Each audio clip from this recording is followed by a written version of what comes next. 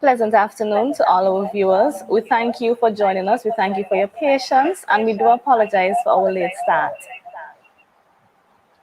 We welcome you if you're watching us from St. Vincent and the Grenadines, or if you're watching abroad, we welcome you. It is quite sunny outside, but of course, we hope that you are cool and relaxed where you are. You are tuned in to the #1 program in St. Vincent and the Grenadines, where we have healthy and open discussions on the development of our Vincentian society. Today, we will be talking about sports, but first, of course, let's take a moment to appreciate our sponsors. We say thank you to Digicel and feel free to check them out for all of your mobile and internet needs. Thank you to District Stairs for your exquisite stairs, whether it's for your home or your business. Thank you to Chill Spot for having us here. Thank you to Aldine's Cosmetic and her beauty salon. And thank you, of course, to ANN and Iktv. Now we're going to jump right in today and tackle our topic, which is sports development in SVG.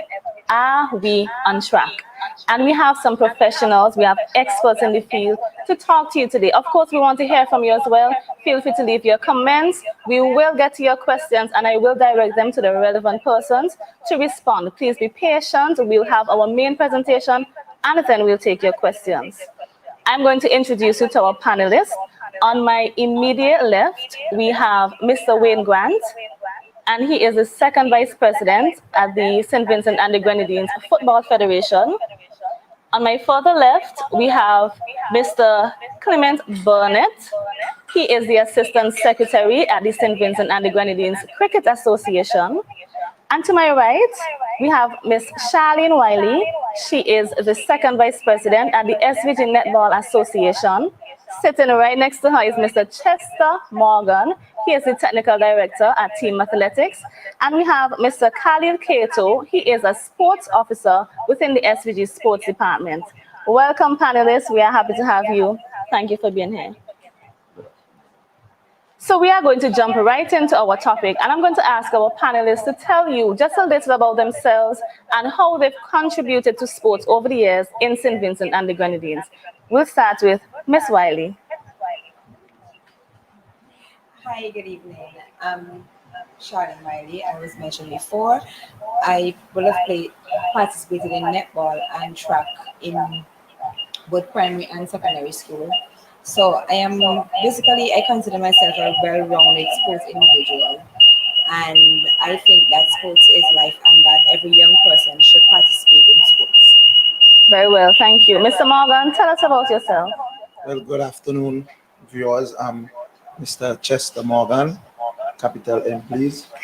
Well, actually, I'm currently working on getting a better sports program for us here in terms of documentation, which seems to be lacking that a bit.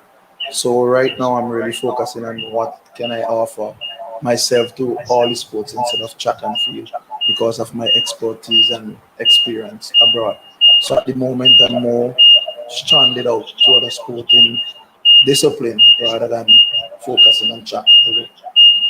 And Mr. Morgan, you were also a national athlete. Yes, for both track and football. All right, thank you. Mr. Kato, tell us about yourself.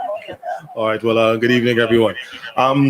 I kind of wear a lot of hats as it relates to sports. My background has always been in athletics. I represented St. Vincent and the Grenadines on the national level, both regionally and internationally. As it is right now, you said, yes, I'm a sports officer, but I'm also a part of the executive of Team Athletics, SVG. I also sit on the marketing committee of the SVG Football Federation.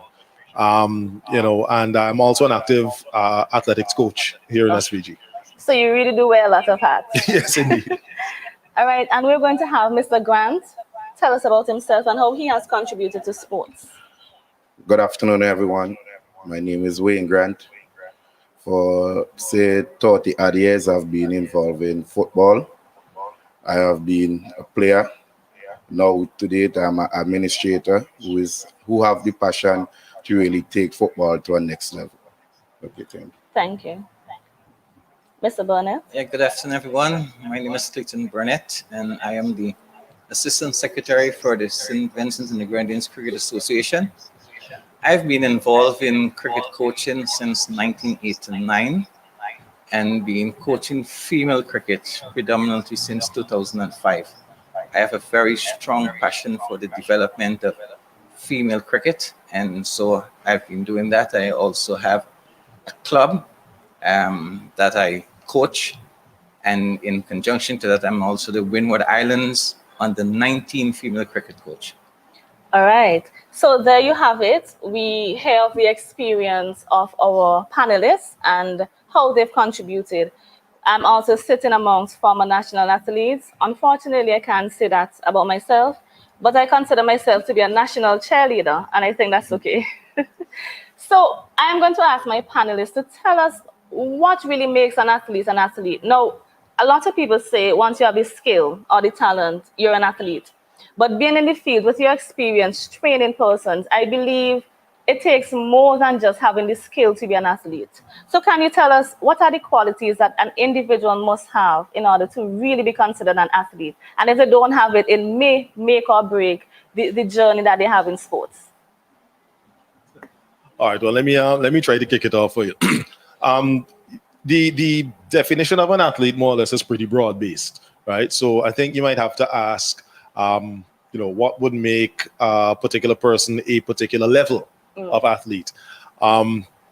The guys who you would see playing football at the Andersville 2 playing field on a Saturday or Sunday morning, as they like to call a Sunday sweat. Right. I mean, you can't tell them they are not athletes, right? Because they're playing football. But for you to be considered a particular level of athlete, it's going to take several different disciplines and several different aspects that you would have to work on. Having the talent is one thing. You must have the training to go with it if you want to attain a certain level. There has to be a particular mindset as well. I think a lot of folks don't realize how important the mental side of being involved in sports is. Because that mental strength is what will take you from when you hit that proverbial wall, right? When you feel like you can't run anymore, you feel like you can't swing your leg to kick that ball again, you can't deliver that ball to bowl, right? You have to have some sort of mental fortitude in order to break through that barrier and take yourself to the next level. So there are different things. There are different things, as we say, on different levels of athletes. I mean, we see it regularly. We have people who, so let's say Charlene, for example. She said she was an athlete in school, in primary and secondary, right? Chester and myself were athletes as well, primary and secondary, but we went to another level where we represented on a national level, right? So there are different levels of athletes, and I don't think there's necessarily one particular definition to say an athlete is blank. Okay. Mr. Morgan, do you share the same sentiments as Mr. Keto? I'm a bit on his side in terms of football or sports and itself is 95% brain and 5% physical. So I usually tell my athlete, no matter how talented you are, if you don't train, and if I don't train you mentally, then you're not prepared. Like for instance, I usually tell persons, I showing up to a competition, I always believe in uniformity.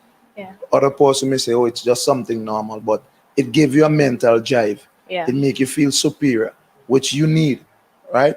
So basically, what we really need to make an athlete is an early start in a scientific approach towards sports.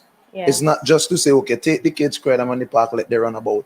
It's always science-based. However, it must be athlete-centered, right? So for instance, I usually tell my guys, okay, if we are training, I'm doing something specifically for you. But why I'm not doing like Mr. Kato, no, he don't need this, you need this. So that is what we need. So I think more and more is the person around the athlete, which make or break the athlete.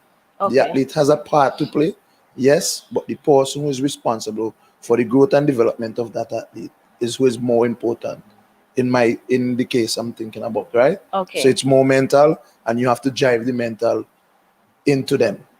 Which will also come from their community or their background. So I usually say no John, and no John at training, and no John at home. So you may see a player be aggressive, and you say, why are he so aggressive? But where he come from, aggression is the only thing he can use to survive. So then, as I say again, you have to deal with the mental side of it, as Mr. Kato mentioned before. Yes. Charlene, do you want to comment as well?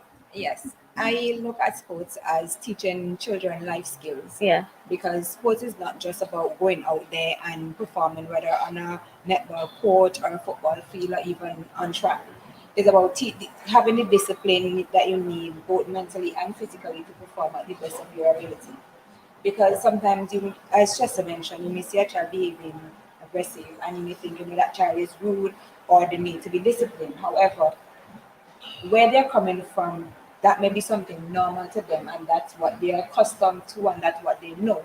And we tend to treat them differently because that is not something that we're accustomed to, and what we expect or what we want. Sometimes we have to find out what are the root cause of some of the situations that why some of the athletes behave the way that they do, and see how best we can use their strengths and their weaknesses to make them a rounded individual. Yeah. Thank you, Mr. Grant. Well, if I may, I share some of the same sentiments echoed earlier, but I will add three pillars to making someone a complete athlete. One is the skill, the knowledge, and the attitude.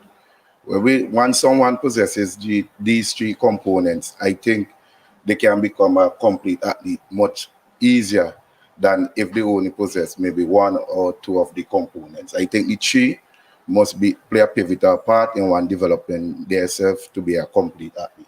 Yeah. Yeah, I totally agree with what everyone has said so far. The only thing I will add there, and I think it's intended, even though the word was not mentioned, is the word commitment. That need to be on the part of each individual towards the sport. Yes, thank you. So we've heard a lot about the learning of the child from the home, and the responsibility of the parents or the home is often excluded when we discuss sports. But we know that children imitate behavior. They imitate the behavior of their parents, of their community members. So just what they learn at home, the social learning theory has been proven over and over again to be one that is impactful on a child's behavior. So we understand that the home plays a pivotal role, but we also understand that the school is largely it contributes largely to the development of an athlete. How well do you think sport is integrated within our curriculum in St. Vincent and the Grenadines? And what do you think the Ministry of Education can do to have a greater integration with our athletes in the school curriculum? For me personally, I think that we don't do enough when it comes to athletics. I've often heard parents and even some teachers complain that sports take away from a child's development, as in, okay, when they're having like exams, or the child needs to give up sports or give up extra activities in order for them to perform effectively. And I personally do not believe that it is correct. I think that because of the discipline and the dedication that you have towards whatever participating sport that you may take in, you should also take that with your education. I have been an athlete during school time, and I've used during there are times when you're frustrated, I use sport to help me to relax, to even become calm, so that it will open my mind better to understand what I need to for exams. Right. But parents tend to take it away from children, and sometimes that even add more, what I should say, frustration to them, because they don't the persons do not have an avenue where they can go and release the frustration that they have by not playing sports. All right, thank you. Well, as a present physical education teacher, I have echoed numerous times that the ministry, all the schools in Simmons and Grenadines offers the same program. However, we have different learning ability or different talents. So what I try to do at Barley Secondary School, the help of the staff and the principal for being pushing tremendously. You have to incorporate education and sports. So one of the things that we do, we usually, if you don't pass Storm 1, you can't represent the school until you get your grades up. And there are guys who won't even pass the rest of the school year. However, in Term 1, the average will be up because they want to be part of sports. And we usually think that if you behave bad, you take away sports from them. And it's something that we keep doing over and over. However, on the Ministry of Education side, there's a big error, and until it's corrected, our development for sports will only be the talent that we have. We have no physical education teachers in the primary school, which is the fundamental stage of development. The experts are being placed in the upper forms. So for my case, I told my principal I want to be in Form 1. I don't want to be in Form 4 and 5. If you say I'm in 4 and 5, I must be in Form 1. I must give them the culture, what it is, sport is. A child may come from primary school and can't do a jumping jacks. This is a battle that we know as coaches has to face, and the ministry have to realize that we really need physical education teachers in the primary school as though as we need maths, English teachers and science teachers in the primary school. So that is one of the weak areas of the ministry education. Not to knock sports department for going in and do their thing. However, there's no continuity there. Someone goes today, they meet 5 kids, the next time they come back, it's a total different sets of kids. So Alright. until we do not install physical education teachers in the primary school, we are hitting some bad nails, as you say. All right. Well, I hope our relevant authorities are listening because these are some ideas coming out to the ministry. Mr. Kato, what would you say about the integration? I'll agree with Chester in that the to see sports truly develop, it has to start in the primary schools, right? We can't expect that when we get 11 and 12-year-olds in secondary schools that this is where it starts. I've heard PE teachers say that they have had children come into Form 1 who literally cannot catch or throw a ball, right? And I've heard that and I've been like, wow, but I've seen that to myself, and Chester made mention of, well, put on the hat of the sports officer now, where we have a program what we go into the grade K and grade 1s and do some of the basic fundamentals as it relates to sporting activities. All right, but we are limited in terms of our numbers. We can't get into all the primary schools, and then even if we do, it's just grades K and 1, again because of the limitations regarding numbers that we have. There's no continuity. It doesn't go on. There's no way to continue it, right? And that's really no fault of the sports department. We just try as much as we can, try the best that we can to get that done. I think one of the biggest problems I have also is, aside from what Chester would have mentioned about the Ministry of Education, I think widespread we still have the mentality societally, right, that school is about academics. Yeah. Right?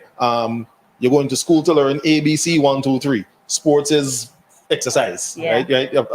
Play. That's playtime. Yes. And I'm not sure. Well, I don't know what it would take for us to change that mindset. I mean, I guess it would just have to wait on the generations to turn over. I remember in one case there was a young lady who, well, there was one of the, I'll say the school, at the girls' high school, we had one of the top athletes in the country a few years ago, Chantel Williams, right? She was lightning quick. And I was told by the PE teacher who was at the school that there was another girl in the school who could run sideways and blow Chantal out the water. But that girl's father, his concept was she is going to school to learn, but she's not going to school for sports. I mean, that broke my heart so bad because I knew the level of athlete that Chantal was. So if this other girl could beat Chantal easily, according to the PE teacher, but the mindset of the father is that she's in this just for sport, because we still have this archaic mentality. Yeah. That sports you can't make a life off of sports. Look how many of us would sit here and look at West Indies cricket, either club cricket, look at club football, look at the strides that athletes have made through sponsorships and whatnot, and we still thinking that sports is a waste of time? Can't be. Yes, I definitely agree. And I was going to ask before I come over to this side, when you were saying some students enter secondary school and they can't throw a ball or they can't catch a ball. Some parents would argue, so what? What's the importance of that? What would you say is the importance of being able to control such movement and to learn such a skill? In sports, it's everything about life. You may not be able to catch a ball, but what if someone chose a car key to you? What would happen? And the point with Mr. Kate, I want to put a strong point out. At Barley Secondary School, I think in 2018, Kyle Edwards was not student of the year, right? Okay.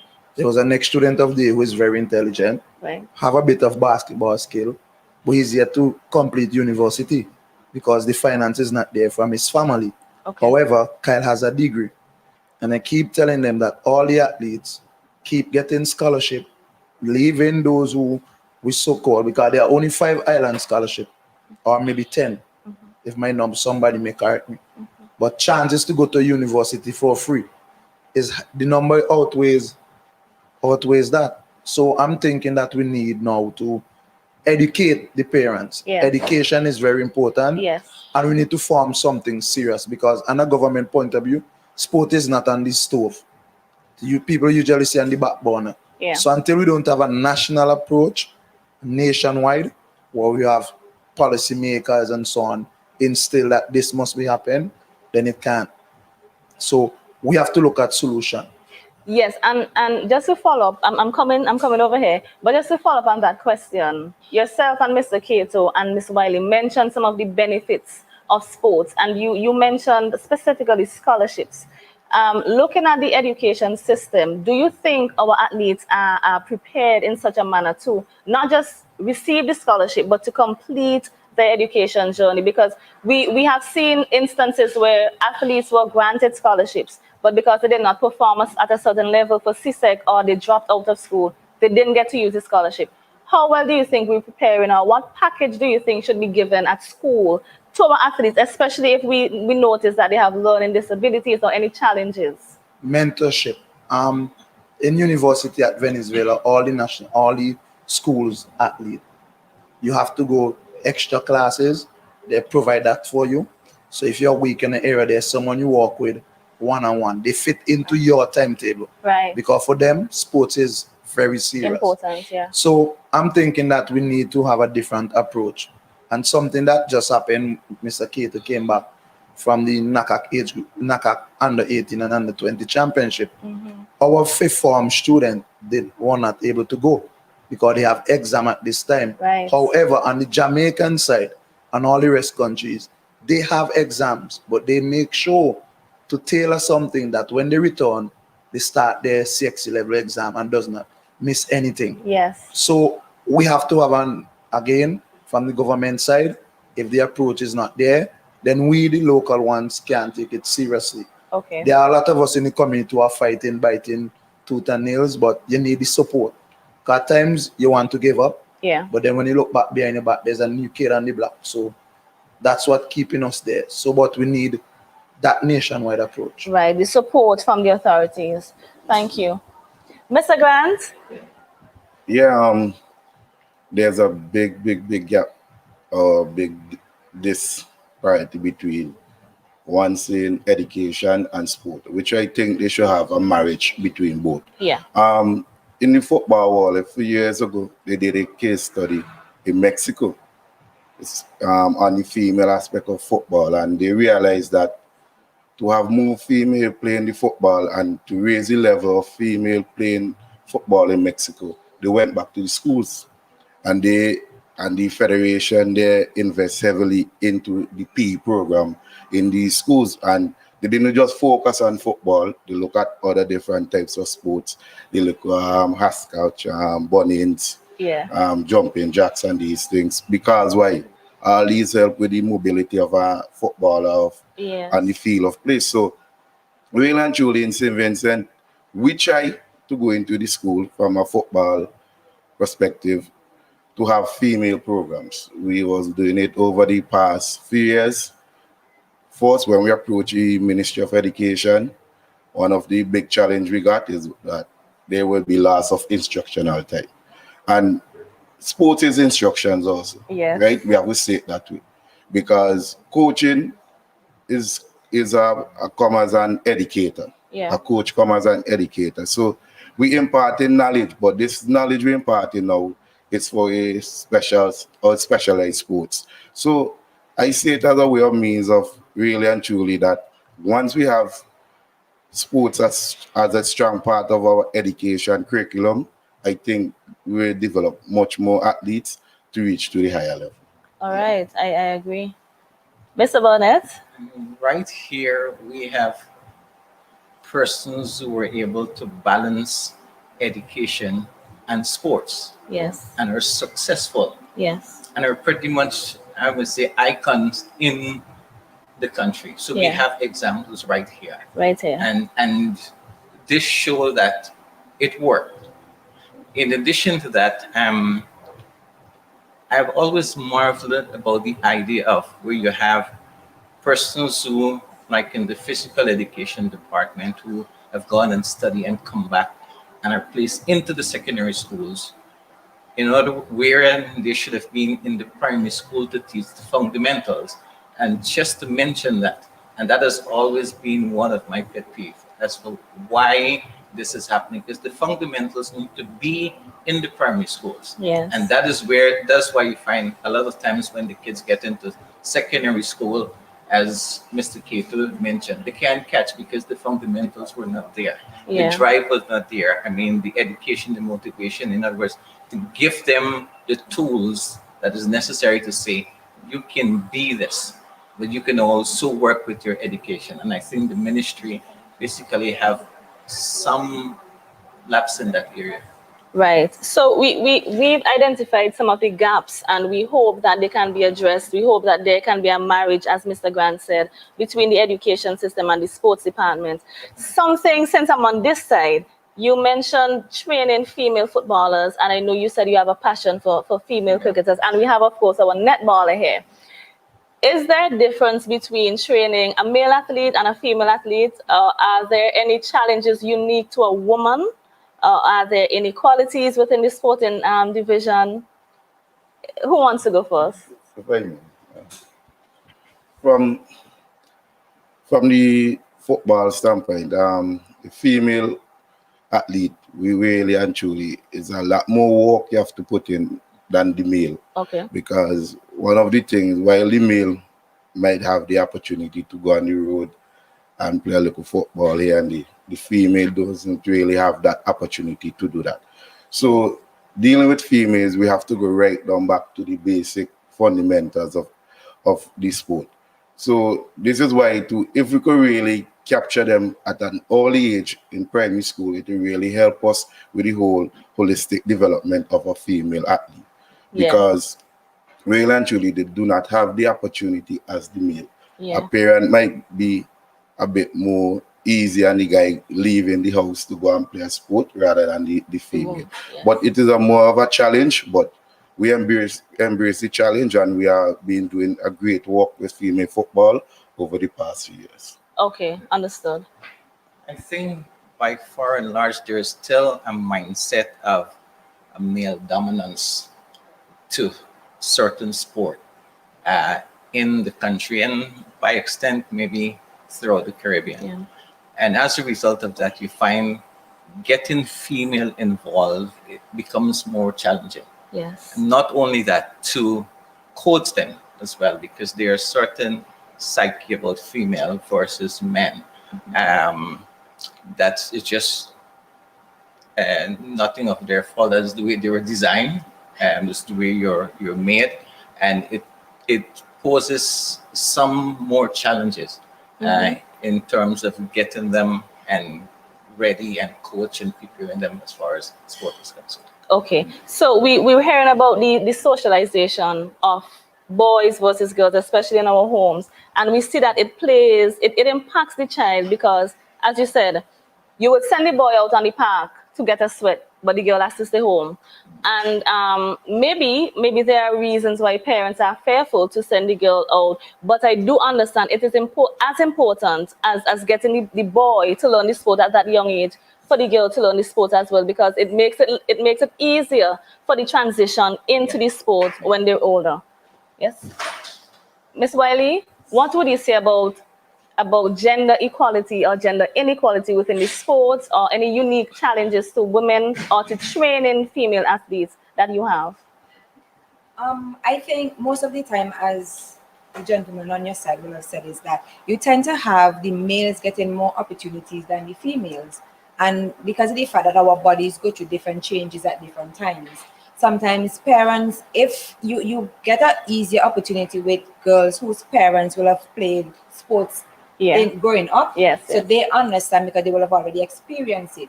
But for parents, they still believe that, sports is not going to give you anything, it's not going to take you anywhere.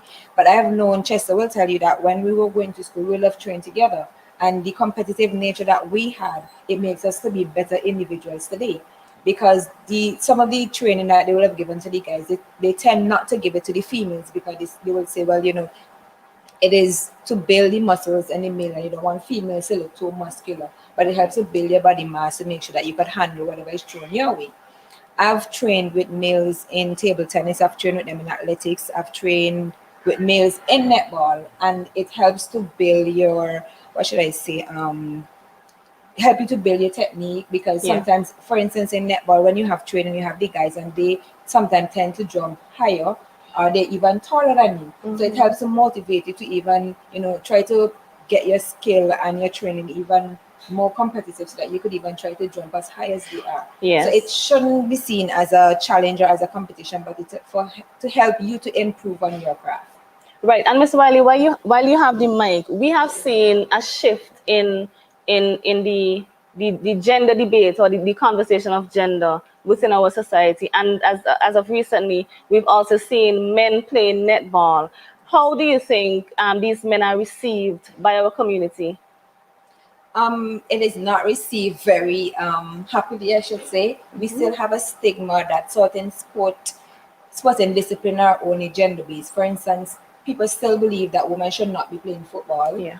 They still believe that men should not be playing netball. Okay. But sports in general is for everybody. Everybody, yes. Why would we have men as coaches for netball, but yet they can't play? Play. They understand the sport, they could take the knowledge to us, so why should we prevent them from participating? Exactly, I definitely agree. Mr. Morgan, I know you train a number of female athletes as well. What are your challenges, or the beauty of training a female? Well, the issue is that education again.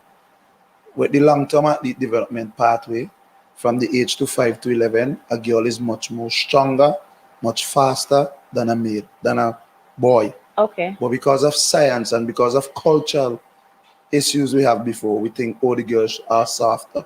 The girls handle emotion more. But our community have shown us that if a boy is emotional, he is soft. Yes. And if a girl is not emotional, she is tough. Yeah. However, on the gender side, I would say, for having working with top female athletes for the past year since I'm at Barley, they take more of the training. Their body can handle more, actually. Like Okay. there's a stigma saying that they will look muscular.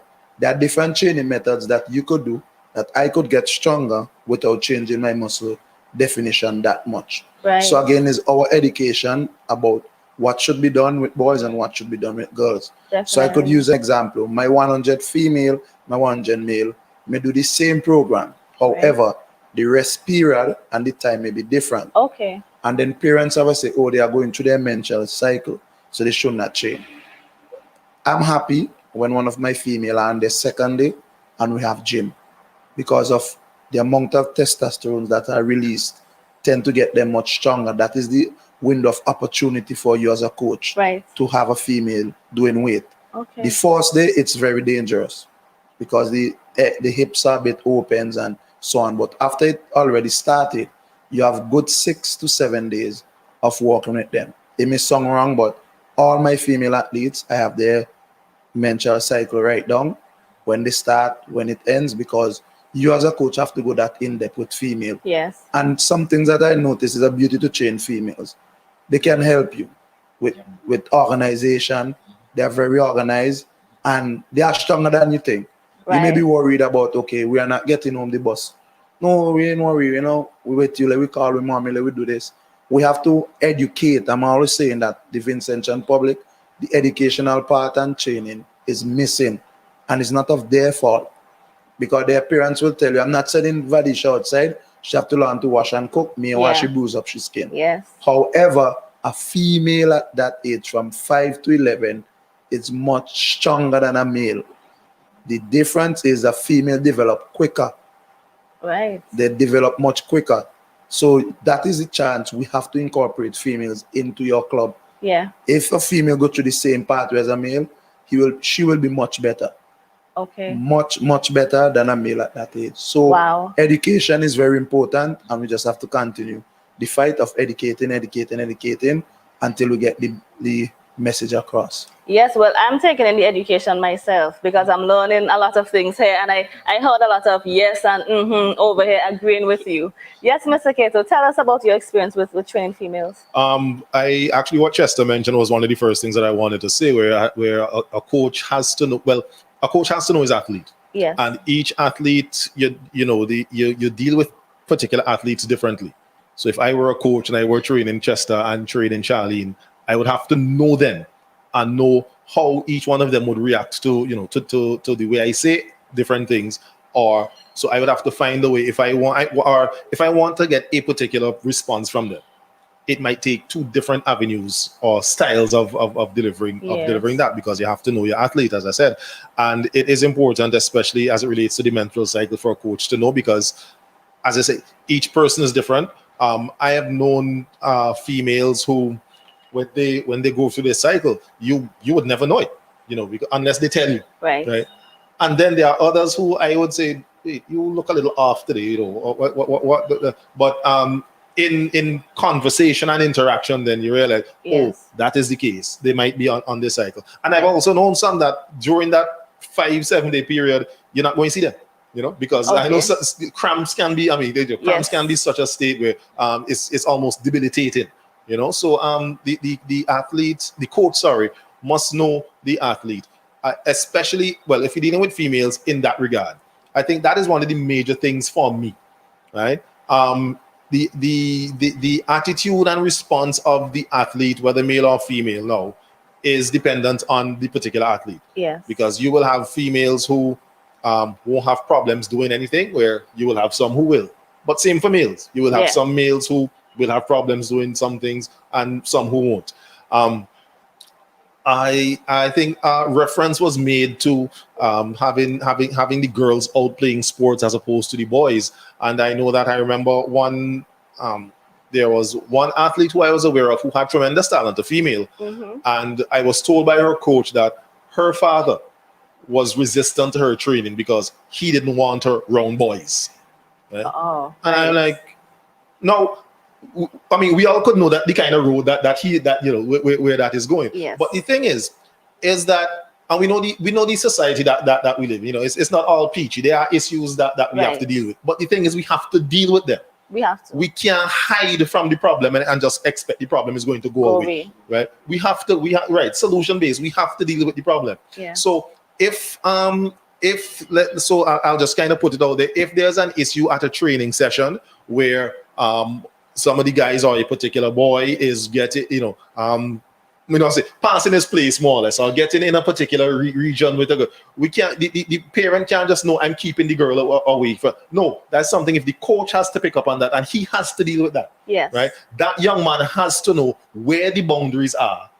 Right. Agreed. And where not to cross. He has to be told. Exactly. Because if he's not told, he's not going to know. I remember. I get a lot of, kind of like life outlooks on life from stand-up comedians. D.L. Hewley once said this: "It takes a man to raise a man." Yeah. And I'm not saying that women, who single female parents who are raising boys, I'm not saying they are not doing a good job. Yeah. But it takes a man to raise a man, right? And that phrase now is going to take us into a whole nother avenue that has nothing to do with sports, But I'll just go back to say that we can't hide from problems and expect them to just disappear, right? We have to face the problems and we have to deal with the problems. Yes, and coming out from a lot of from what you said, Mr. Morgan, you did mention that every problem it's unique to the athlete because they come differently, they have different bodies and so forth. Yes.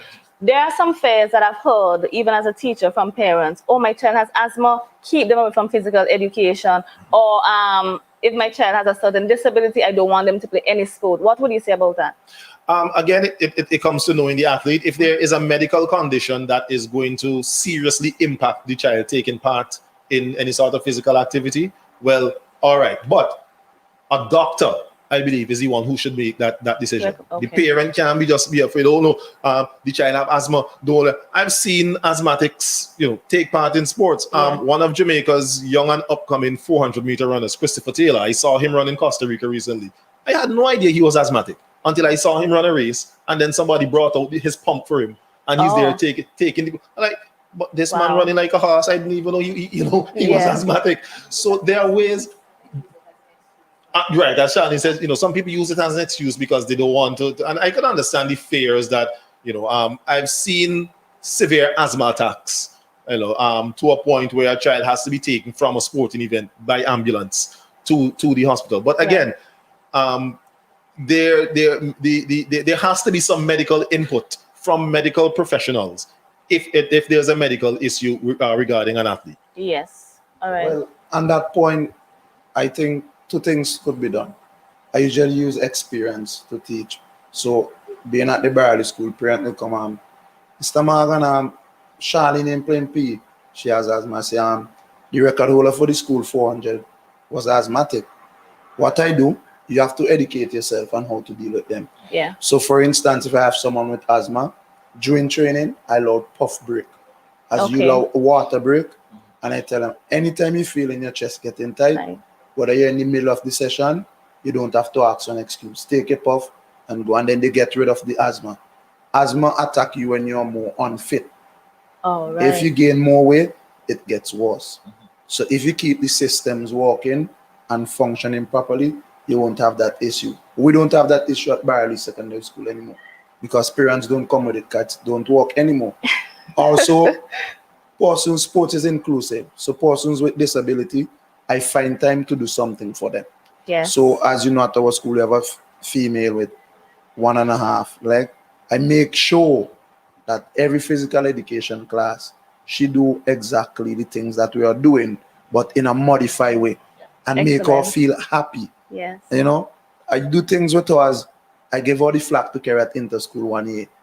And she was like, "Sir, yeah, we could do it." So then we have to do it. Education, and we have to start teaching the parents also that this is what could be done. But something that I always think that should happen, every person in St. Vincent and the Grenadines should know first aid and CPR. Every person. I think we should start it at the primary school with introducing how to just deal with a bleed, how to deal with an injury. And as you go on, we update it every 5 years. Yeah. So that is something in the sports policy I need the government to work on. Okay. That everyone should know it because it can save a life and it can make people feel safer. Yes. I will be safer knowing, okay, I'm with Mr. Grant playing football and he knows if something happened to me, what He knows could be what done. to do. Yeah. Right? So we have to do that also, and that is something to eliminate that mental blockage. Okay. Okay? Wonderful. Miss Wiley, do you want to comment on that aspect, or? I think for me, education is always key, and it is important to the growth and development of not only the athlete, but the parents and the teachers. Yeah. Because a parent may think that a child cannot participate in sport, but generally the child wants to participate and feel left out. Look, we have in the Paralympics. Yeah. Those are persons with disabilities participating and winning races. Yes. And some of the children who may have may have lost a leg or a hand or something, maybe looking at that and saying, you know, I wish one day that I would have had the opportunity to perform for my country or do something like this. But because of my disability, my parents or my teachers are saying that, you know, or they can't have you participating because of this disability. But including everybody have an ability that they can perform and they can participate. And I think sports should be included for everybody. I definitely agree. So we know that having a disability does not mean that the child doesn't lack the ability to perform in sports. Mr. Grant, do you want to comment on this aspect? Well, I would say disability doesn't mean limitation. So we've just put it that way. Yes. Because we have seen it many times on television where persons with disability excel to the highest level. Mm-hmm. Right? So we have to bear in mind and put into our society that disability doesn't mean limitation. And we have to see sports also have a way of everyone living a healthy life.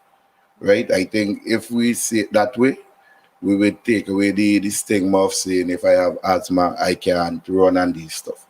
Right? So we have to look at sports as for someone to live a healthy life. Okay, yeah. Thank you. Yeah, again, I will echo the same sentiments that was echoed earlier about education. I think if we educate the parents and the children more as far as their condition and how they can excel with their condition or through their condition, I think we will have a lot more difference in terms of who participate and who do not participate in the country. Okay, so we're talking about the responsibility of the parents, of the athletes, of the coaches, of the stakeholders, right? And Mr. Morgan, I think all of you can confirm that when an athlete is running a race, he or she must stay in the lane. If they cross the lanes, they can be disqualified. They must be focused on that lane in order to and to complete. So I want to know, how do you think the athletes themselves are focused on their responsibilities? Do you think the coaches are focusing on their responsibilities? And do you think the ministry or the sports department, do you think they're focused on their responsibilities? And do you think if everyone stays in the lane in which they're placed and perform the responsibilities that they're given, do you think we'd be at a better place in our country as it relates to sports development? And tell me some of the responsibilities of the athletes as well, because we're talking about physical stuff and nutrition One and all thing, of that. accountability. Okay. It's something I always introduce at the beginning of the season and during the season, because you have to be accountable to be on training on time. Know that you have training Monday to Saturday. Right. Know that when it comes to training, these are the things that you must have. So the athletes must have that. No matter their accountability there, the coach also Yes. has to be accountable. But however, you need a system to support what you see or your vision. Okay. So for example, I always saying, until the government sit down and do something simple like put in a sports policy, all kids at primary school must take part in physical education class, and also they must give the free will of joining a sports club within their community without restrictions, right? Right. Those are some of the simple things we can do as a government. So that is something that we have to look forward also. As you say, the kids mirror what the parents do. Yes. You have activity that are family based. You know, in Venezuela on a Saturday, the roads are blocked. So you can't use the main roads. You have to use the roads between the gaps. So Why? cyclists come out, they Okay. bring out the children, table tennis, street football, baseball, all the modified sports. And they have parents competing sometimes against children. So there are kids who are small. Okay, my daddy carried me to a football match. He's playing. I want to play too. Yeah. So in order to increase our pool of athletes, we must increase the mass participation of the parents. Yeah. Some parents are saying, I have work to go to, I don't have time. So another issue I always say is that we need lit fields. So if I have a light coming on at 6 and turn on at 9, after Mr. Grant finishes work at 5, he can say, kids, we are going to exercise at 6.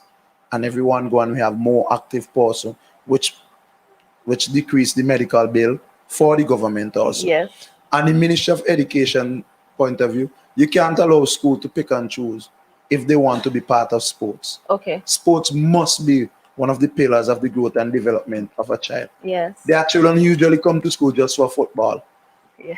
It may sound strange, but we have to find ways of getting them to love what they do, because most of the persons look as people who play sports they are not that educated, which is false Yes. It's not true. information. Yeah. So we may have a good footballer who want to become a coach. No, you be a scientist. That is not his passion. Yeah. So we again, as the ministry, have to find a way to put things into place. Last night I had a discussion and I asked this question. Have you ever seen a job where they say, you need 5 subjects, these are the 5 subjects? Or they say you need English and maths and 3 others. Okay. So then why are you forcing children to go into a stream and do only these subjects? Why not you allowing a student to say, I pick this, pick this? Because I'm having that issue at Barley.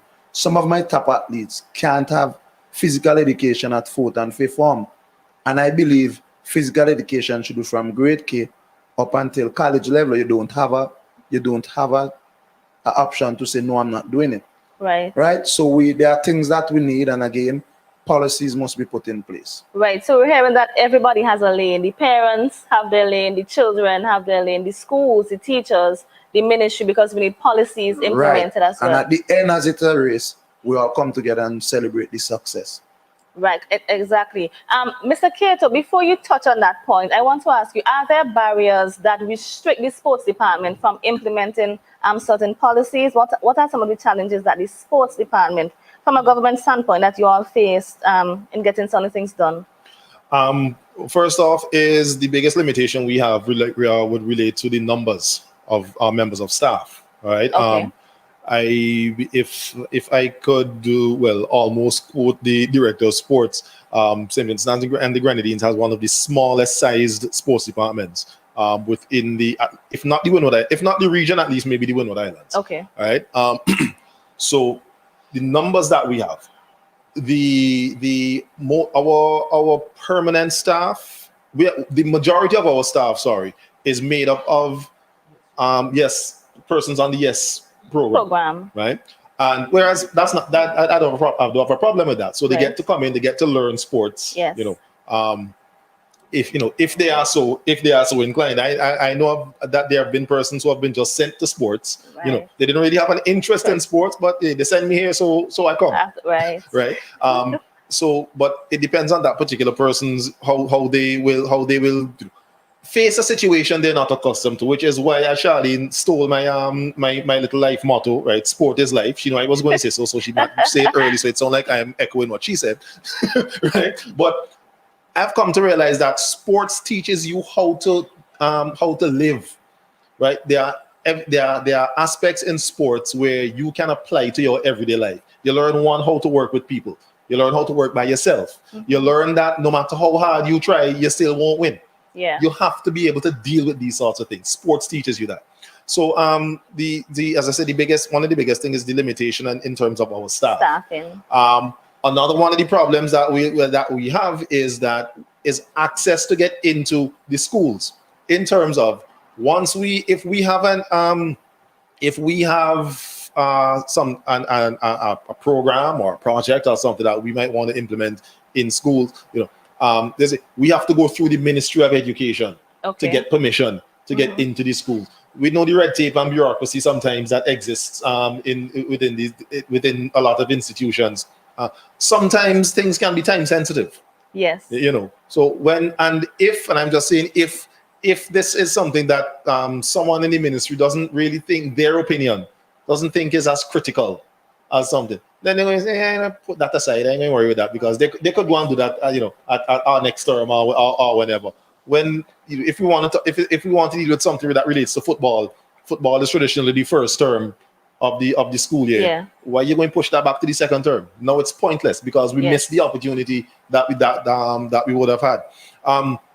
Again, the big issue, as what was said here, is that the fact that we don't have PE teachers, and I don't even want to use the term PE teachers, and here's why. It took me a while before I realized that a PE teacher in a school was basically the same as a science teacher, a physics teacher, a geography. They're teaching a subject. Yes. There's not much coaching that is being done. They're teaching a subject to pass an exam, and unfortunately, that is the way our education system is. They're giving you information to pass an exam. Yeah. All right. It's like to be said that there is holistic learning. No. The main drive is to pass an exam, full stop, point blank. You can't decorate it however you want to decorate it. Our system is designed for people to pass an exam.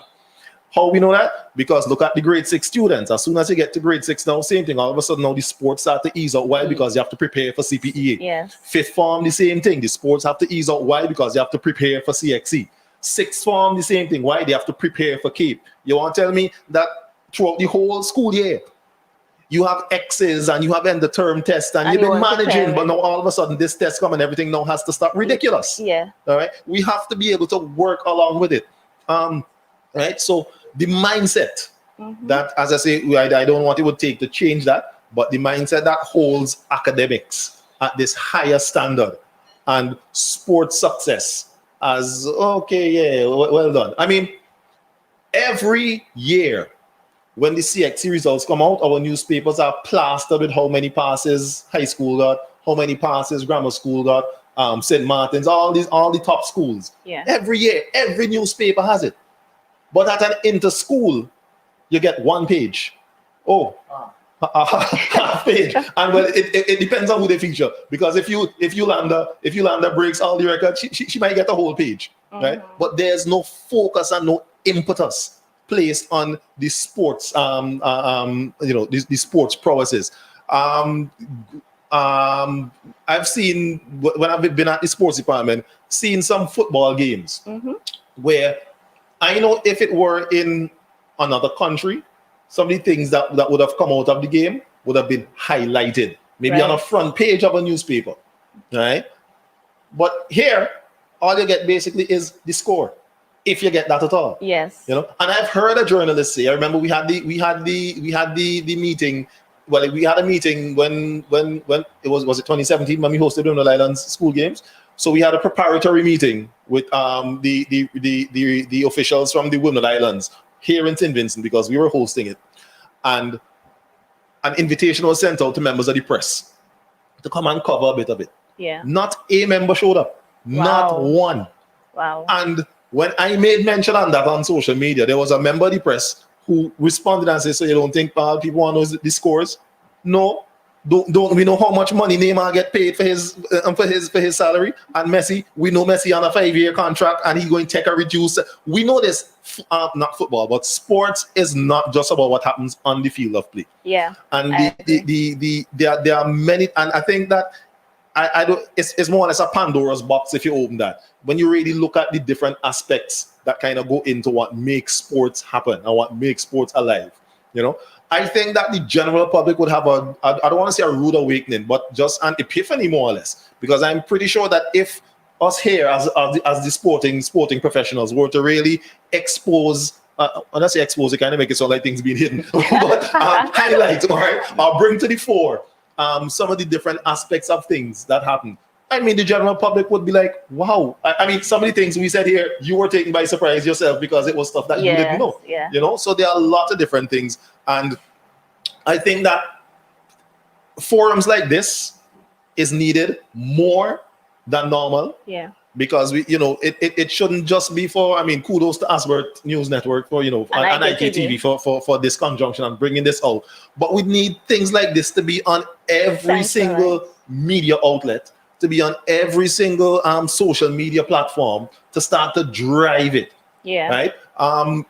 There's a lot of attention being placed on athletics now because of the accomplishments of the team in Costa Rica. And also over the last couple of years, especially maybe from 2018, when we started to win medals at Carifta. Yeah. Right. But we still have to get past the whole 9 days news attitude that we have here. And the good thing is that the performances in athletics have been so consistent that it's kind of been holding holding the attention to an extent. Yes. But my fear is that, as it is with any athlete, with any sport, once you're riding the wave, it's good. But as soon as you come down off that wave, the attention is going to wane.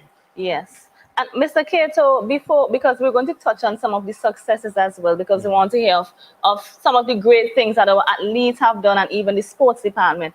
But you touched on some of the gaps that are there within the sports department and some of the constraints that you have. And you said staffing and all those stuff.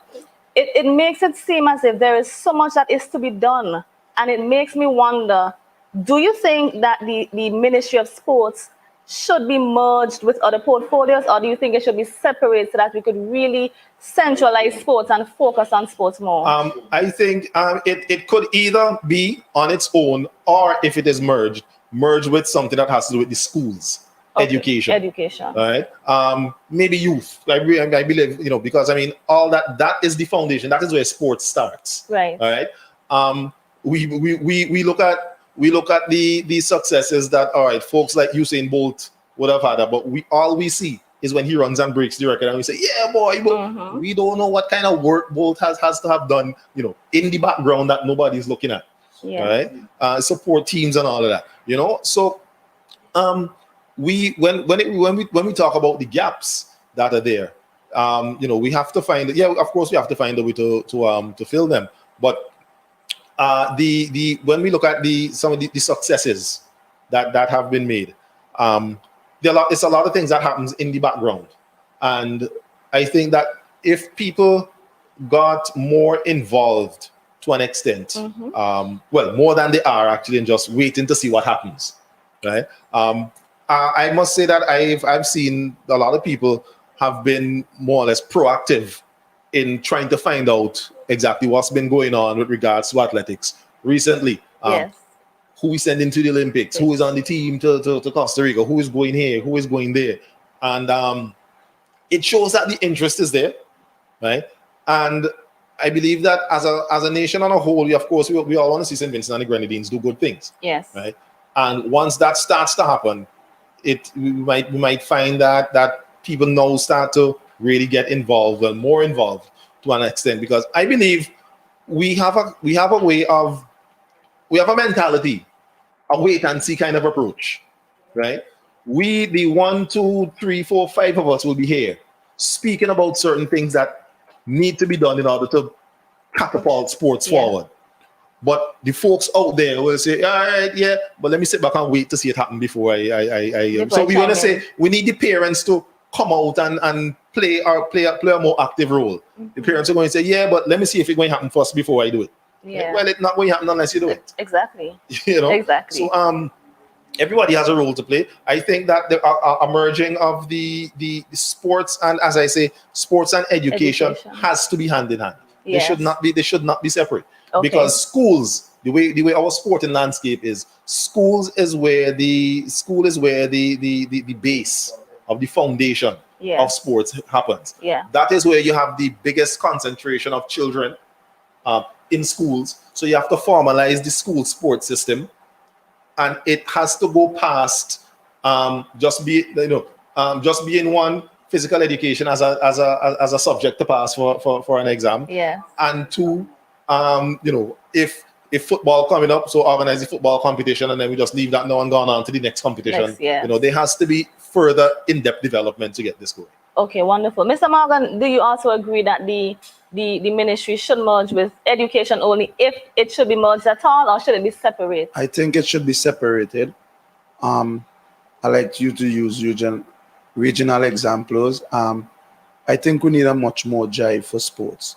Sports have always been thrown under the government side anyway, and I'm always saying, with due respect, I think we always have the weakest person to represent sports most of the time for the past few years. I wish that we have person with passion who at the head table, the decision makers, see the sport the way those and the grown men see it, and we needed to jive and continue jive. So I think sports should be by itself and a lot, because sports is the only thing right now can bring persons together. Let you forget about everything.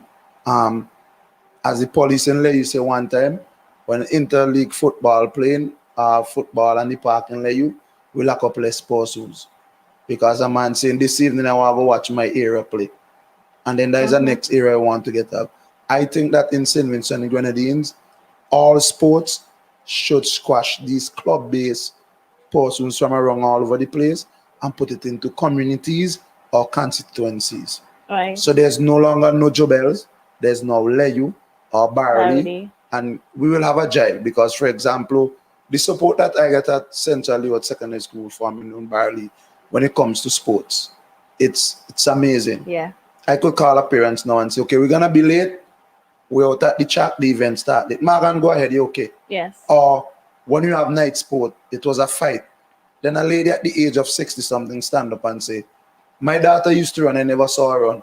My grandchild, he could run, so me want to see. Right. So then these are the things. People are willing to accept the changes. Okay. The night sport, the football and weekend, kudos to the Football Federation and the sports department. They started to play football on evenings and in the weekend.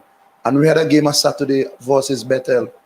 And the crowd that I saw was saying, wait, people are really interested in sports, man. It's just that it's not being put in the right avenue. Right. So I think the sport should go by itself. If it has to merge, I think with youth, something under youth, the reason I'll pull it away from education so that we could have two broad-based development of sports. Okay. School sports stay with the with their officers in ministry, and the sports have a difference. So you have more persons. Rather than have it with education, you kind of thin out the person. They will give education more focus. Right. So just give sports by itself and let the person walk there. Someone who is interested in sports. Okay, so before we move on, you mentioned that you believe that they often give sports to the weakest person, and I know you're referring to ministers. Recently, I saw an article with the Honorable Frederick Stevenson saying that he is looking forward to. He's hoping for the full return of sports in St. Vincent and the Grenadines. Do you think we're far off, or do you think it's something that can happen? And what are the qualities that you think a minister of sports should have? Well, one thing first, we in St. Vincent, we like to stop things when there's an issue rather than see how we could modify things. I'm gonna give high school a round of applause with their virtual sports. We could have inter-school sports at here. Boys compete one day complete alone, girls compete the next day, and we have it live. This is the time when persons are home. They have nothing to do because they're restricted to go to war. Right. This is the chance that we could show them, okay, this is what's happening in sports, right? A minister of sports should be someone who loves sports, who passionate about sports. Don't just see sports as, okay, I'm giving this task, and what happens, happens. At present, I may be wrong, the permanent secretary for every department, you can know them. Sports don't have one who you know. Secondly, every ministry in the government has a website or Facebook page. Sports don't. Somebody may correct me if I'm wrong. In Parliament, we always talk about we build courts. Hello, I'm keep saying, do not build no more courts. We have enough courts and fields. Let's develop the fields that we have to host regional games so sports tourism can give us some money. Sports tourism is a big thing. We host Winter Islands games here. The persons at KFC and the whole supermarket in this area start crying. We can't even have stocks on here. Every meet the student coming and buying. We love this. When Winter Islands games coming again. Just imagine if we have that on a yearly basis. Grenada Invitational make $50-something million profit. In Parliament, sport is giving money. Here, we don't. We have lottery for sports and culture, but it seems not to be there. And again, the government need to do more for sports. Show us, the public, that we love sports. Show us that you can select a minister. For me, in the government that is there are 2 national athletes, and there was not former national athlete. I was not given the portfolio of sports. Not to disrespect anyone who is there, but Mr. King was in a school where he jive, grammar school, and it comes to sports. Mr. Buster is the current record holder for long jump. Wow. Also was a national athlete, both football and both was a Winter Islands athlete year and year. And then we just say, okay, let me just do it. There are events that happening, and the minister shows up to say a speech. We don't need speech. We need action. Actions. So again, let the government, whoever it is, both government manifesto had little or nothing to do about sports. Both parties. Both parties. And I pointed it out, and I was even being jagged in the mud that what I wanted to do. Right. Right. So there's much more that can be done. Miss Wiley, do you also agree with Mr. Morgan or Mr. Cato on that note? Yes, I agree fully. And one of the restrictions with getting into the schools not only affect the department, but they also affect the students. And I just want to give a little example, right? You have children that will play. I'm going to use cricket as an example, right? And then I'm going to give another one that same cricket. So you will have a child that the teacher will say they're not doing well with math. However, that child will go and they will play cricket and they will count, okay, so Mr. K to make 10 runs, Mr. Morgan make 50 runs, and that's 90. Right there, that is maths. So how is it that the child can add the scores from the cricket to give you a final figure, but the teacher is telling you within the classroom that this child is struggling and they're not doing math? If you write the same sum on the board, the child is not able to add the math together. So the weak point has to be somewhere with the structure in which it is taught in the classroom. But the child probably enjoys cricket, and could understand the concept of adding in that game. Why can't we incorporate the sporting aspect to teach a child that math and cricket is basically the same thing that you're learning? That's an excellent point. Another example, we teach life skill in school. We teach sexual health and everything like that. When you play cricket, you wear a pad, right? And the purpose of that is to prevent the ball from hitting you. So that's prevention. It goes similar to HIV and AIDS. They will tell you if you're having sexual intercourse, you use a condom, and that will prevent you from getting contracted. So we can use sport to teach these athletes the same thing that we want to teach them in the classroom. Within HFLE, social studies. Exactly. So when you tell me that playing sport does not bring anything or it doesn't teach you anything, I personally will tell you that is not correct. Yeah. Because I could use examples similar to what I'm saying here to teach a child, okay, this is how you can add in math. You have tell me a cricketer that you love or somebody that plays football or basketball that you like, because all of these things encompasses addition, subtraction, these Yeah. kind of things. So if a teacher uses modified methods and teaches the children within her class, okay, if I do it the structural way and you're not understanding, let us use something that you're comfortable with. Tell me something that you like to do or something that you enjoy doing, and we can use that method to help to teach a child. So the minute she will say, oh, you need structural time, I could use cricket to teach the child. I could use netball. To Because teach. if this team make 50 runs or they have 50 goals on the board and your team need to win, how much goals that they need in order for the team to win? Yes. You have to add them or you have to subtract. Sure. So it plays a pivotal role in helping the child to develop holistically.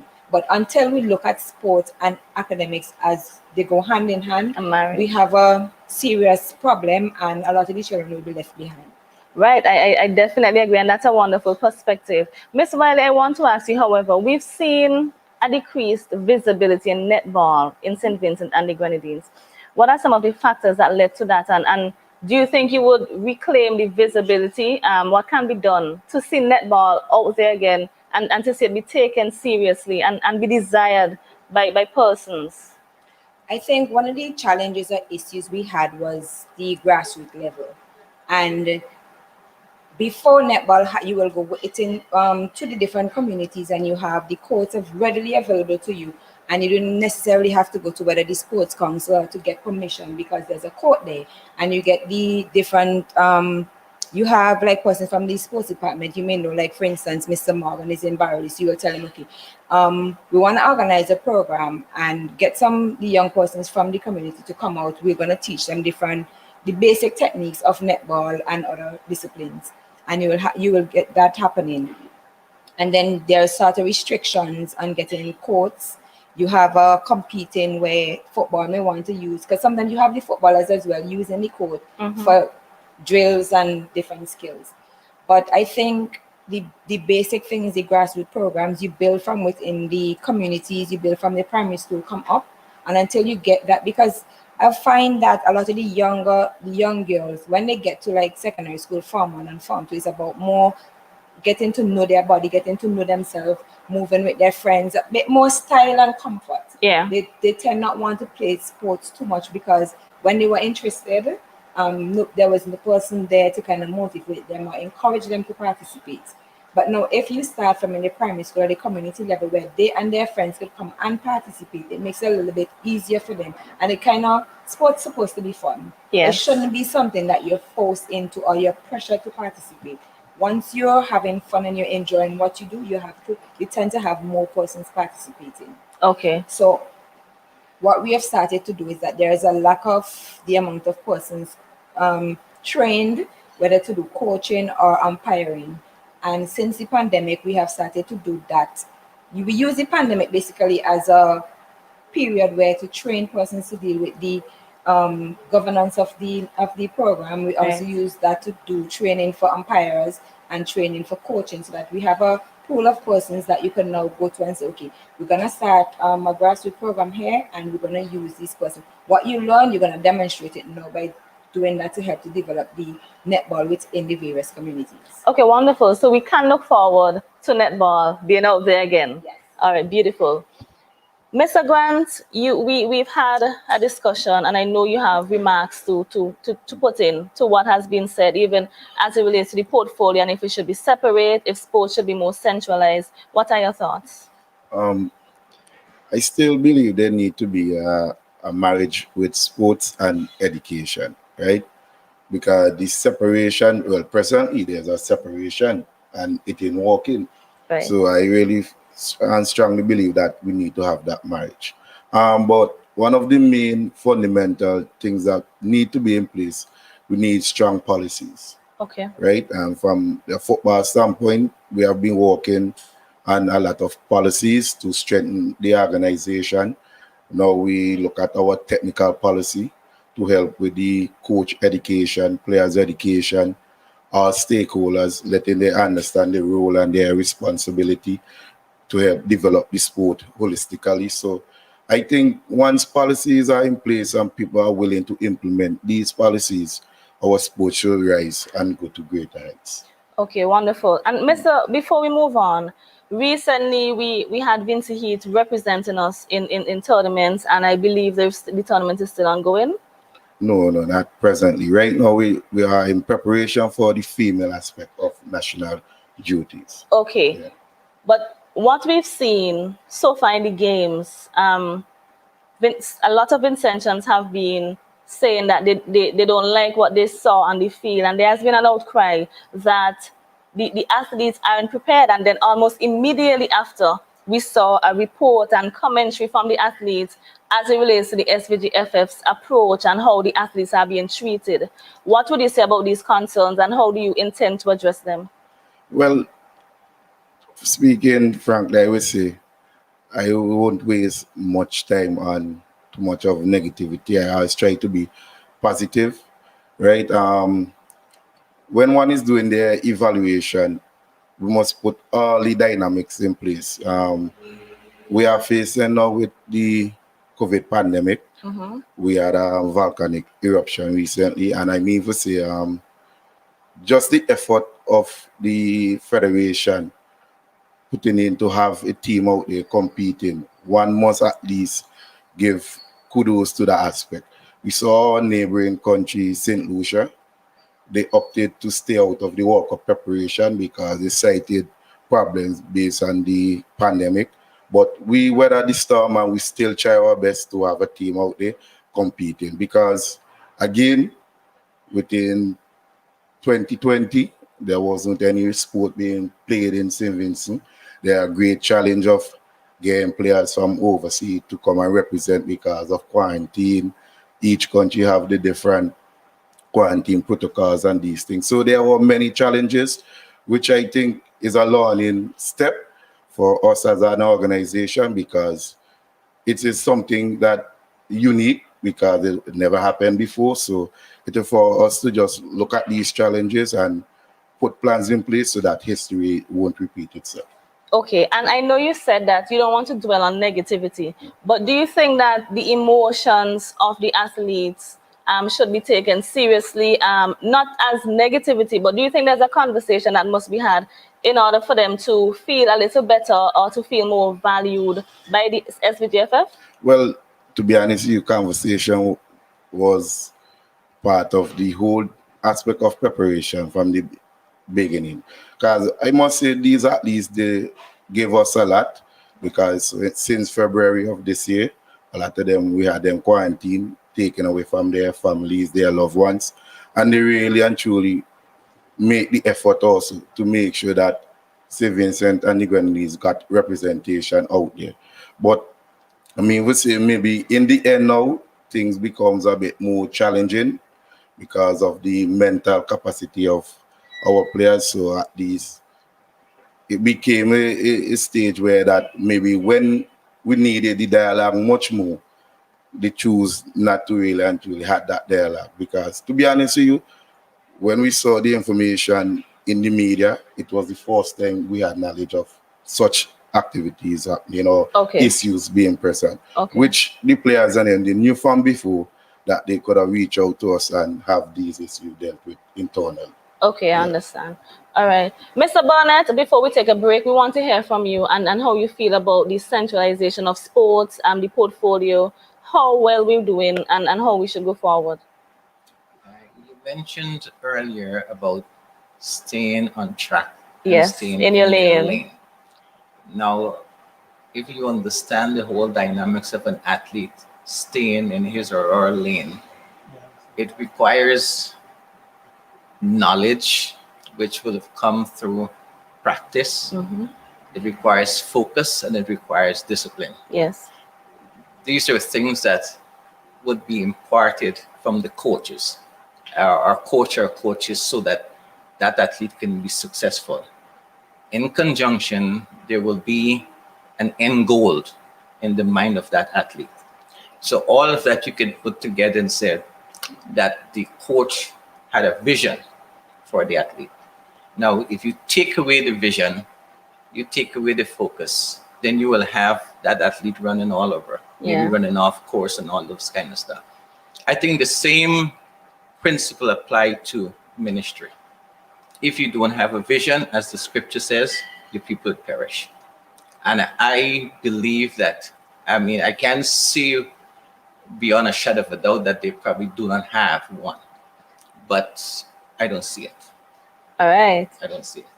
So there's a lack of a vision right now from the Ministry of Sports, and that is something that they need to sit and have a discussion about, and they need to have everybody involved to have this discussion. Probably it's there, maybe it's there In in writing theory. or in there in the mind of those who are in authority.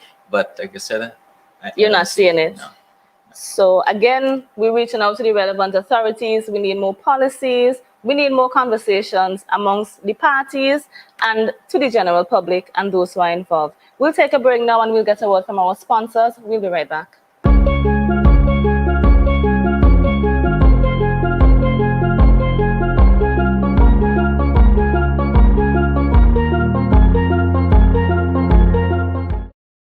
Isn't it good to know that no matter where you are, you're covered? Covered by a company owned by Vincentians that understands your unique insurance needs. At Metrosint General Insurance Company, we've invested 50 years of service to guarantee that you have the peace of mind that you deserve. When it comes to motor vehicle, property, employer's liability, business insurance, and much more, we've got you covered. Our professional and friendly staff understands your needs and ensures you understand your options. Metrosint General Insurance Company.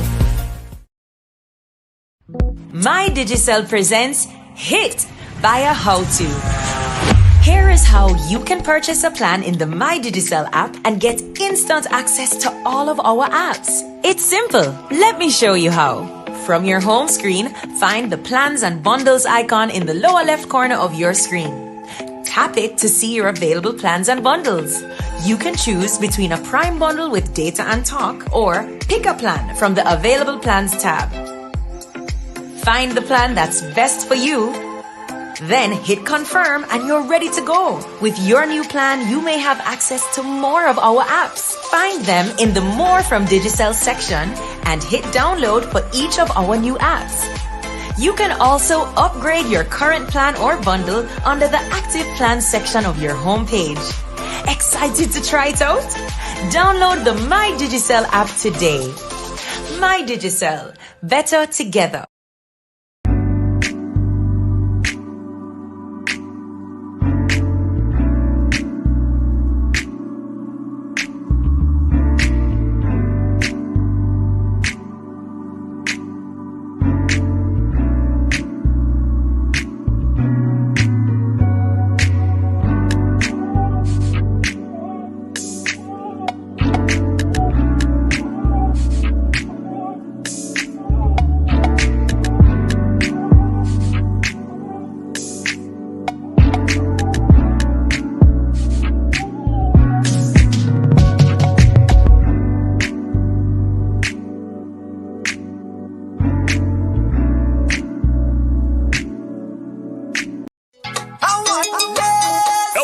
Super Bingo. Bingo tickets play for opportunity to win US $25,000 on Sunday, 29th August 2021. Beginning at 6 p.m. to 8 p.m. 13 chances to win. 6 US $1,000 cash prizes. 4 $2,000 US cash prizes. 3,000 US cash prizes. And 1 5,000 US cash prize. Games will be played on www.bingomaker.com. Login and access information would be provided upon purchase. Proceeds from this event goes towards a worthy cause. August 29th, El Dorado Super Bingo.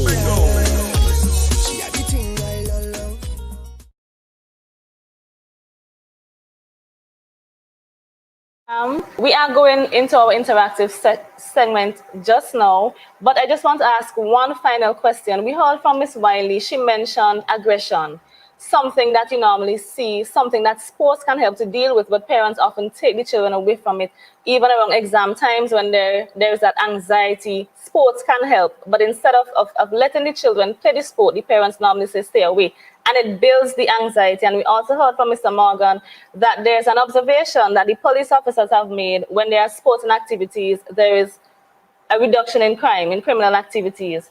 So we've seen a relationship between sports and mental health, sports and coping, sports and aggression. So I want to ask our panelists today, what do you think can be done to help to reduce crime as it relates to sports? I know we recently had a Sports Against Crime program. We had Pan Against Crime, but I think there was never Sports Against Crime. They did an official launch. Yes. But there wasn't much follow-up. Follow-up. Right, because I saw it in the media, Sports Against, but I haven't seen much from it. So that's why I'm asking, what can we do? And do you also notice that relationship between sports, mental health, sports, stress, sports, and aggression? I could tell you one thing, and it's something that Chester made mention earlier about in terms of having lit fields. Right.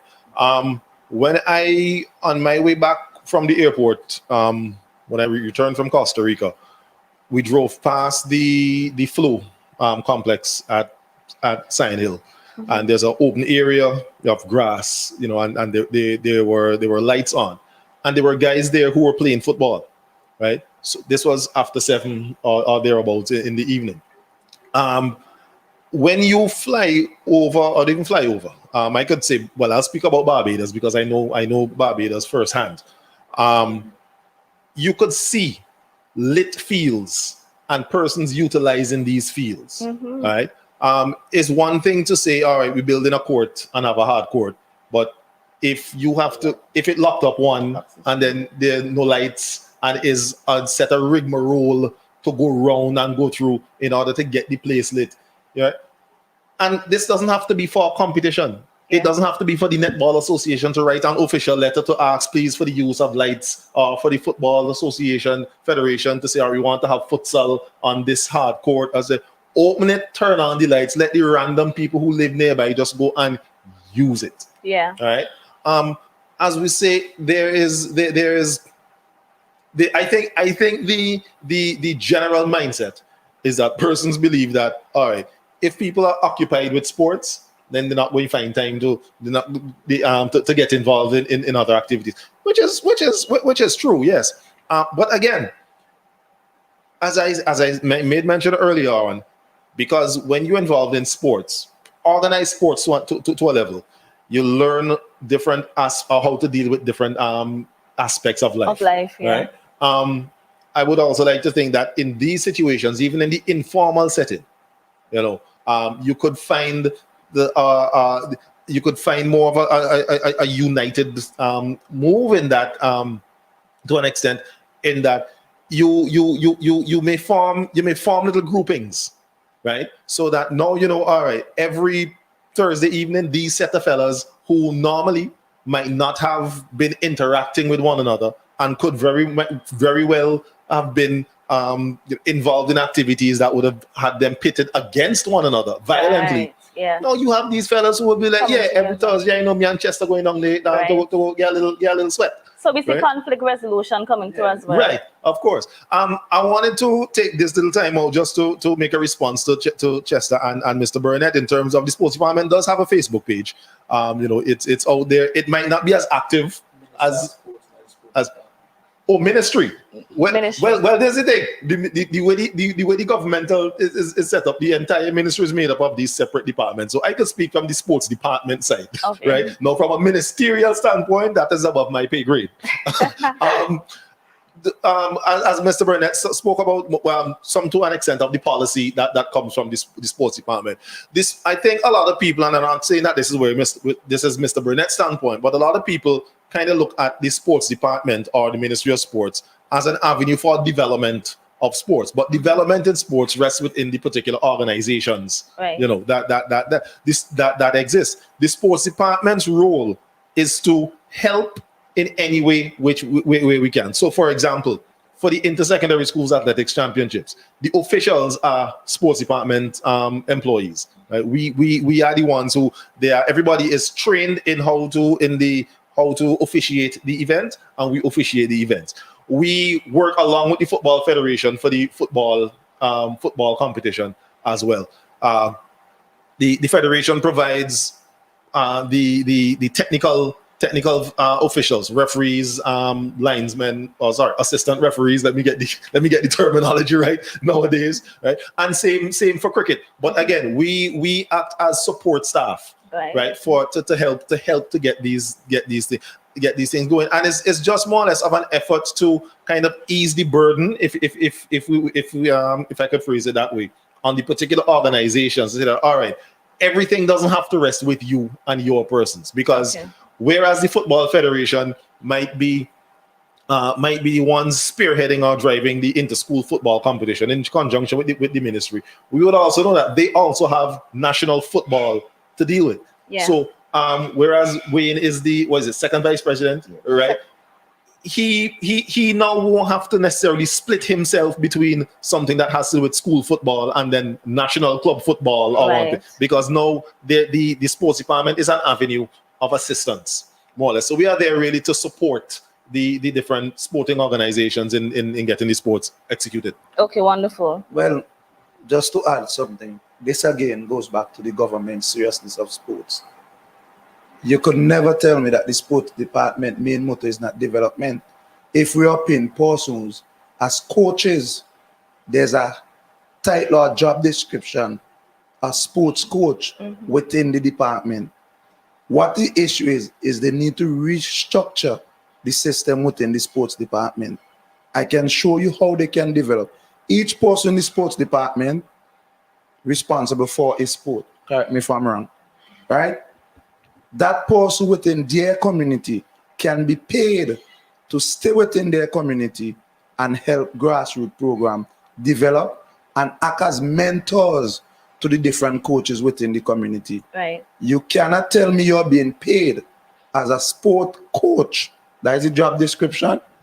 An assistant sports coach, and the word development is not there. Assistant is there.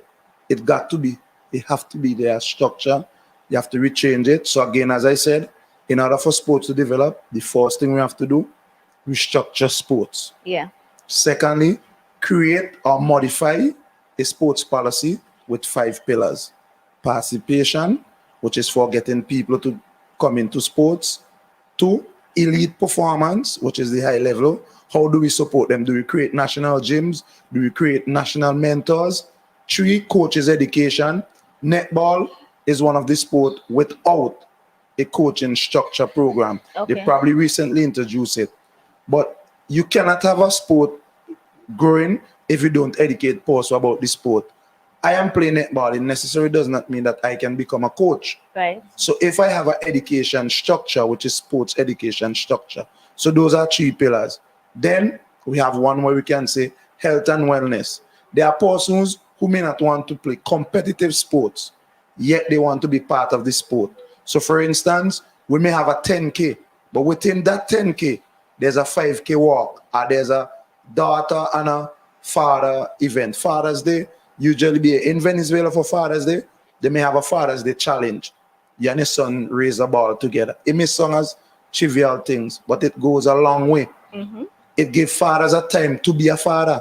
Right. So you can't use any excuse anymore. And again, the next system I want to change, we tried it at Barley Secondary School, where on Fridays, schools finish at 12. And what you do is join sport club from 1 to 3. So the kids won't be on the road. So at 12 o'clock, that's the end for all educational. Academics. But we are still at the school learning, but you're in your board games club, chat club, your football club, you're in the gym club. And then we saw a culture change in Barley Secondary School, where now to pick a sports team in Barley, it's an headache because everybody wants to be part of it. One thing again with the sports department, uniformity. The sport department goes to a school in whatever they have on. You have to have a uniform so that the ministry can take you seriously also. So if I'm going to the ministry, I'm sending Kato to the ministry, I should be here and watching 10 miles away. That is sports department working. Yeah. So we have to restructure things. And we, within the community, have to have mentors, which should be coming from the sports department, and that person just going around and mark field. Yeah. In the same sport department, split it. You're for health and wellness, you're for marking a field, you're for coaching. You're being paid with that job description. Yes. So again, we need some changes and we need to do it now. Yes.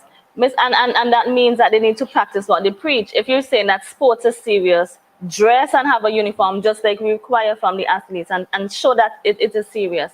Miss Wiley, how do you think sports can help in stress reduction and even crime reduction? Well, sports, to me, sports is the best medicine for health. Okay. First thing. So that's a new one for Kato. He said, I stole the other one from him. Right? I didn't steal that one. Right. I find a lot of the times that when persons play sport, there's a sort of rivalry. For instance, Chester mentioned in Lay with football, right? Sometimes you just have the guys on the block, they doing nothing, probably drinking or smoking, whatever the case may be, and then there's a fight. Right. Then you will say you have, okay, you're gonna have community football. The same two persons that may have been fighting last week because they love football, both of them on a team now participating. Why? Because we may come from, say, bottom plan or top plan or whatever in your community, and you want your team to win. You put aside all the different, you even forget you probably had a beef or fighting or whatever the case may be. Sports bring people together. We could even look at the West Indies cricket.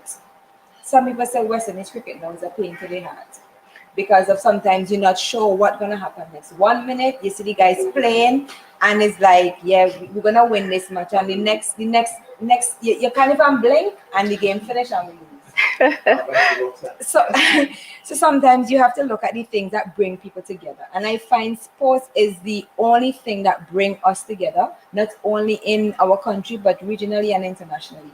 Look, for instance, you have the Olympics coming up. Right. Whether St. Vincent had somebody participating or not, I'm sure every one of us here are going to look at the Olympics. Why? Yeah. Because we have each of our disciplines participating or may be participating, and there's somebody there that you want to see participate, or you have a athlete that you're looking at, you're saying, you know what, I want to see this person win, or I want to see this person compete. And some persons will come together in a community and they will set up probably a screen or something because they want, and especially for football and cricket, these are things that bring us together. Yes. We have CARICOM, we have the OECS that say that they're CARICOM union, they're gonna bring things together. But the only thing throughout the years that have worked to bring the region together is sports. All right. So we are hearing that sports brings us together, and we want to take this time out to recognize the athletes who will be representing us at the Olympics. We know we have Shafika Baloney in track, we have Shane Cadogan and Maddie Freitas in water sports and swimming. So we want to congratulate them and we want to wish them all the best. And before we leave, we are going to talk about the highlights and the successes. But I'm just going to let Mr. Grant tell us about crime and sports and in football, how he thinks sports can deal with aggression. But let me just remind you that our sponsors are Digicel, District Stairs, Aldines Cosmetics and Beauty Salon, ANN and Iktv. Okay, well, let me speak from experience. As a youngster playing football, I played with JG Stingers FC. And this was a club that was out of the, let me say, so-called ghetto, Bottom Town. Okay. But in that era, Bottom Town, we had about 3 clubs playing football competitively in St. Vincent and the Grenadines. And then after the access to the Victoria Park got limited, we see a big fall off from football clubs developing from that region. So to strengthen Mr. Cato's point is that, one, while we develop in the fields, we need accessibility, right? There's a key point because I've seen for years that you drive around St. Vincent, you look at the surface, they look pretty, but yet no activity on these fields, right? So I strongly believe with sports, crime will surely have a reduction because, as we can see, most of our athletes, they are mostly considered the bad boys or the wayward ones within our society, which really and truly sports can bring that discipline to them. Yeah. And sports could be that aspect where they feel comfortable doing. Right now, what choice does a young person really have with all these playing facilities really and truly locked up? What real choice a young person have to say, let me go out and really push my energy towards something positive? Yes. They rather sit now on the block and they drink, they smoke.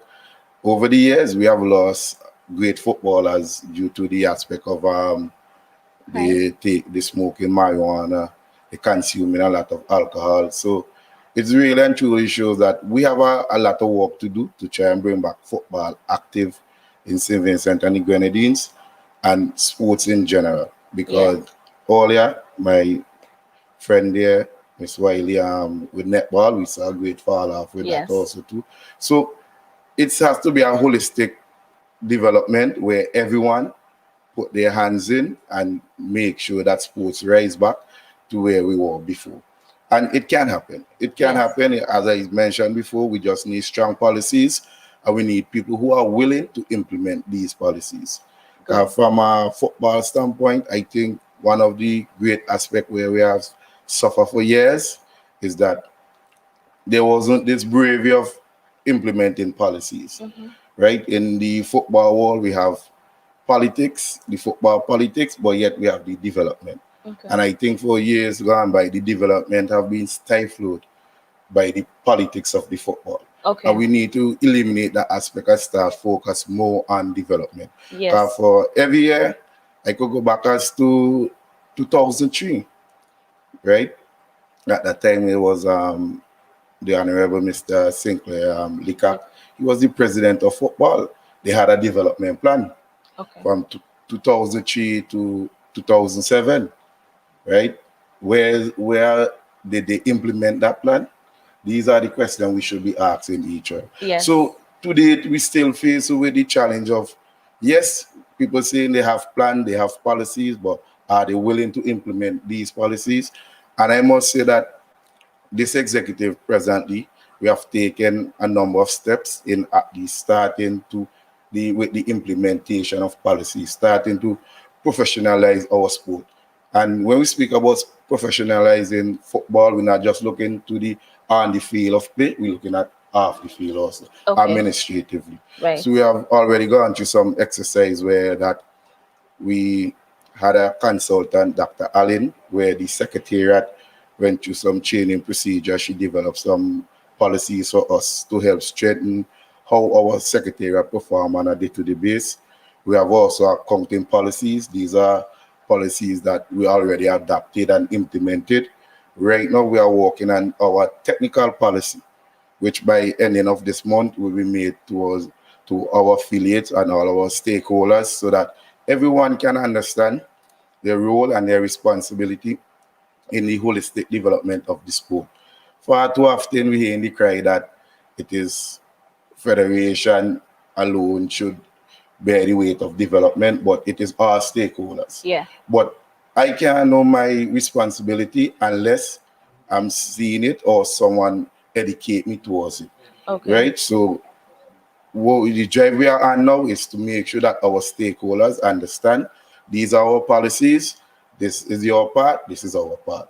And we should really and truly bring football up to the next level. Yes, wonderful. So we understand that education is important, and the more they lock up the fields and the more they hide away the resources, it might mean that it will result in locking up of the youths more, because there's that relationship between sports and crime, because they have a high intensity and energy level. So if they don't get to release it during the sports, they might find another activity to use it. So I definitely understand. Mr. Burnett, what are your thoughts?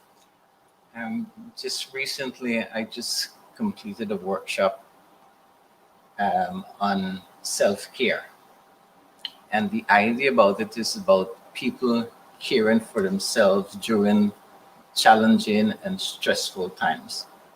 And there were several things that were pointed out in terms of what helps the individual to take care of themselves. And one of those things was sports and physical exercises, right? And the point is that physical exercise and sport plays a very important role in our well-being. When we think about our youths, let us face the fact. Not all of our youths that go to school will end up in college. Not all of them will come out there with 5 or 6 CXC subjects. There might be some who can write and who can express themselves good in an essay, while there are others who can verbally express themselves. but those who can verbally express themselves might be considered dunce because they can write it. Right? So what do we do with those who are not academically inclined? Right. Do we just leave them to go on the wayside?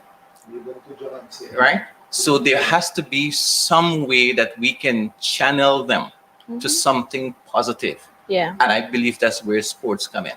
Right. A success story I want to point out here, look at Obed McCoy. Yes. Obed McCoy did not go to college. Okay. He did not go to college. I remember Obed McCoy his father was very adamant about Obed finishing secondary school because you want him to finish secondary school. Right? Circumstances happen that, which I can't go into details, but I know he didn't go to college. But the amount of money Obed is making now per year, I probably will take like 5 years to make that.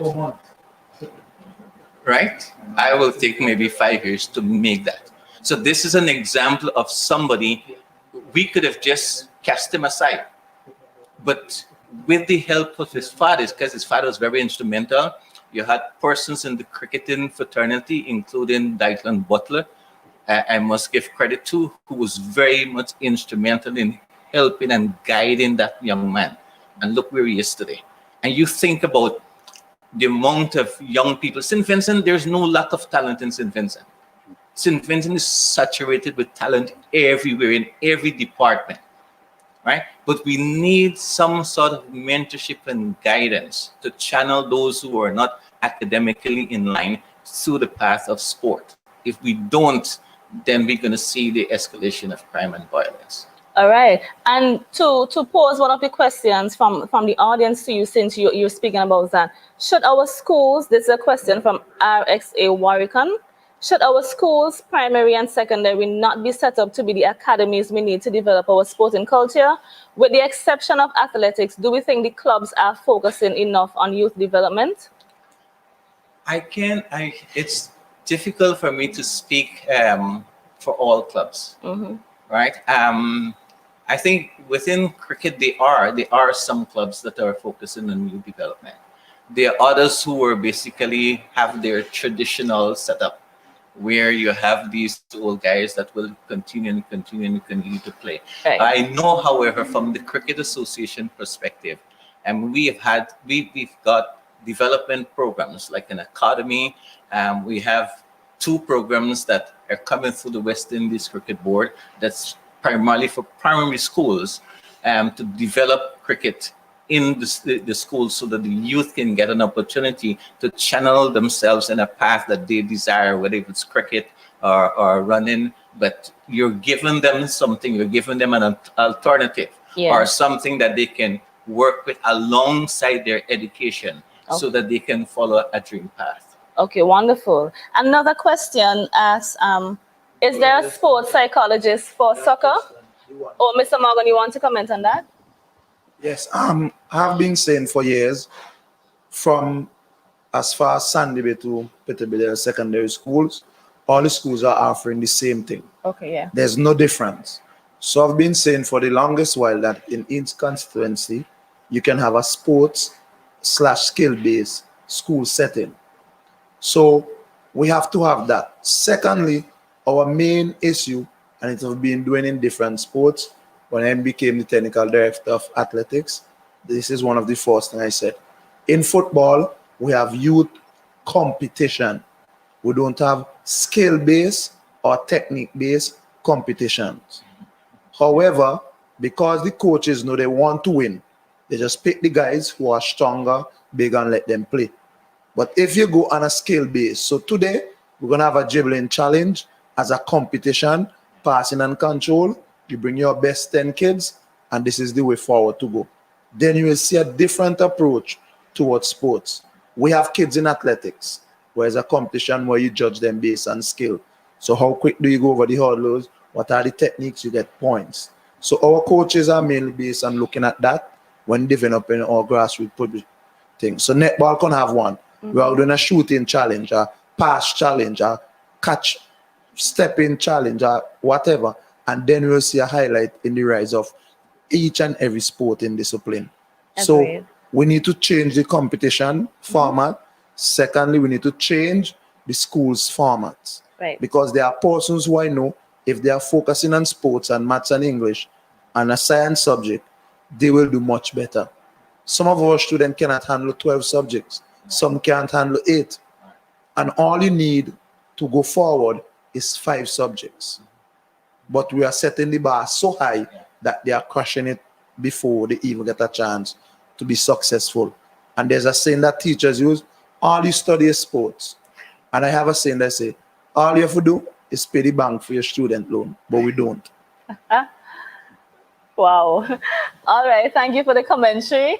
And now we move on to the question asked by someone in the audience. Is there a sports psychologist for football? At presently, no, but we had one. Miss Anna French, she rendered her service to the Football Federation up until 2019. But currently, we have been having interviews with a few persons to take up that office again. Okay, wonderful. Mr. Kato, Andy Daniel said private sector also needs to be on board for sponsorship. What do you think about this? I think it's all well and good for everyone to say that. And I mean, everybody has that opinion. There's some avenues that a lot of people don't take into consideration when saying that. The economy of St. Vincent and the Grenadines, unfortunately, does not allow for private sector to be able to donate as much as we would want them to. All right. When it comes to sponsorship, and I've learned this from my days in radio, there are 5 companies that everybody goes to. And when I say, I mean sponsorship for basically anything, whether sports, entertainment, whatever it is. 5 companies. Top of the list is National Lotteries Authority. Every morning, I'm sure Mr. Seeley has a letter on his desk with somebody asking for sponsorship for something. Yeah. All right. After that, there is Flow, Digicel, Brewery. Sorry, Brewery would actually be the second one. St. Vincent Brewery Limited. So Brewery, Flow, Digicel, and then Courier's Hazels. If you extend it, you might be able to squeeze Courts in there. But these are the big 5 major companies that I don't, off the top of my head, I don't think there are any other companies that are of the size of these 5. Right. So as I say, so everybody is going to one or more of these 5 to seek sponsorship for one thing or another. Yes. The economy and turnover of cash that we have in the country, and I'm not speaking as an economist, so I might sound like I'm talking foolishness to somebody who knows it, but I'm just looking at it from my own 2 eyes. The economy of St. Vincent and the Grenadines does not allow for the amount of money to be made by any of these companies to be able to say, all right, football, how much money you need? We need 400,000. All right, here, come collect it Friday. Right? Ain't going to happen. Right. It is rare. No, let me not go down that road because I'd be speaking on what I don't know. A lot of times it's when you go to and this I know for sure, you go to places for sponsorship, you may get anywhere between $500 and then maybe like 2,000, maybe 2,500, depending on what you want. Okay. All right, and that. But how far can that amount of money really go in sponsoring? Well, I mean, depending on what it is, of course, but 2,500, are we talking easy? 2,500 easy, as much as the Football Federation would be glad to have it, is a drop in the bucket in order to run an effective national competition, right? So it's all well and good, as I say, for persons to say, oh, the private sector should get more involved. Whereas I think they could, on a much smaller level though, right? I want to say, for example, the one of the clubs that we have in athletics, the ITDAT club, I know recently they would have gotten a sponsorship from the Singer company because they would have had vests with the Singer brand on the back. So that they would have gotten that from Singer. I don't know what the relationship is, if it still exists or not, but I just know that there was that relationship at some point. Right. So even if it is to a point where you're just giving, all right, vests to run it, but then again, whereas the vests to run in are welcome, it's still inadequate because when you're talking running, you need spikes. Yeah. Not everybody has that. You need a full warm-up outfit. Not everybody has that. And then you're looking at getting these things, sneakers, just track shoes. not everybody, not everybody has that. Not everybody can provide these things. Yeah. I'm sure to this day, as much as things have come a little bit longer than a few years ago, we still have persons who looking to run and are running barefoot. Right. Because they don't have track shoes. Yeah. They don't have the spikes. Right. Right.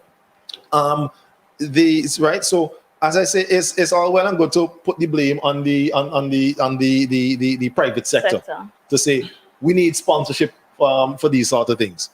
But it is not always that easy for them to say, all right, sure, I can do this, because if they have their overheads as does everybody else. Yeah. So there's no, I don't think there's no switch that we can just flip to say, all right, click, and then all of a sudden, private sector, everybody's going to be making 10 million every quarter, so that we know they will be able to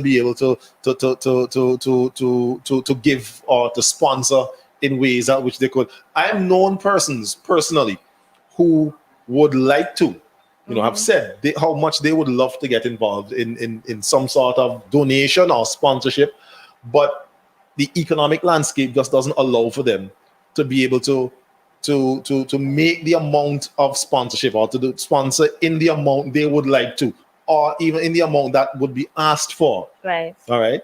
To be able to get it. So what you have now is more or less like a bargaining thing. So if cricket might want, all right, we want $5,000 from this company, so let me go and ask them for 12. So the bargainer said 12. No, okay, well I could give you this. All right, and then they try to see if they could get as close to the to the 5 as possible, as it goes with bargaining. But as I say, it's all well and good for persons to say, private sector should do. But we look around at our economic landscape, and that can tend to be a little bit harder. Easier said than done. Okay, Mr. Morgan, still on the corporate aspect. Rohan Providence said, study the NCQQ in the US to develop a working module that can be adapted. Investment is needed from government and corporate SVG. I'll touch that one too, but I'll let Chester go first. Okay. No, actually, it may sound strange, but the National Olympic Committee have developed a framework for each sport. Some sport they're not sure because some of our affiliates are more focused on our money is not sharing rather than education. So for instance, for athletics, we have a long-term athlete developmental plan. I think Mr. Barnett was also in that workshop from a child is 2 months right up until they're ready to retire or whatever they want. We have those plans laid on. Another thing that I think some sports clubs could tap in is that your presentation says a lot. So for instance, a lot of persons at the last championship ask, so why your kids in our body I'm a long sleeve to warm up? I'm like, I want them to feel as professional as much as possible. By midway through the competition, we had persons overseas asking, how we got those?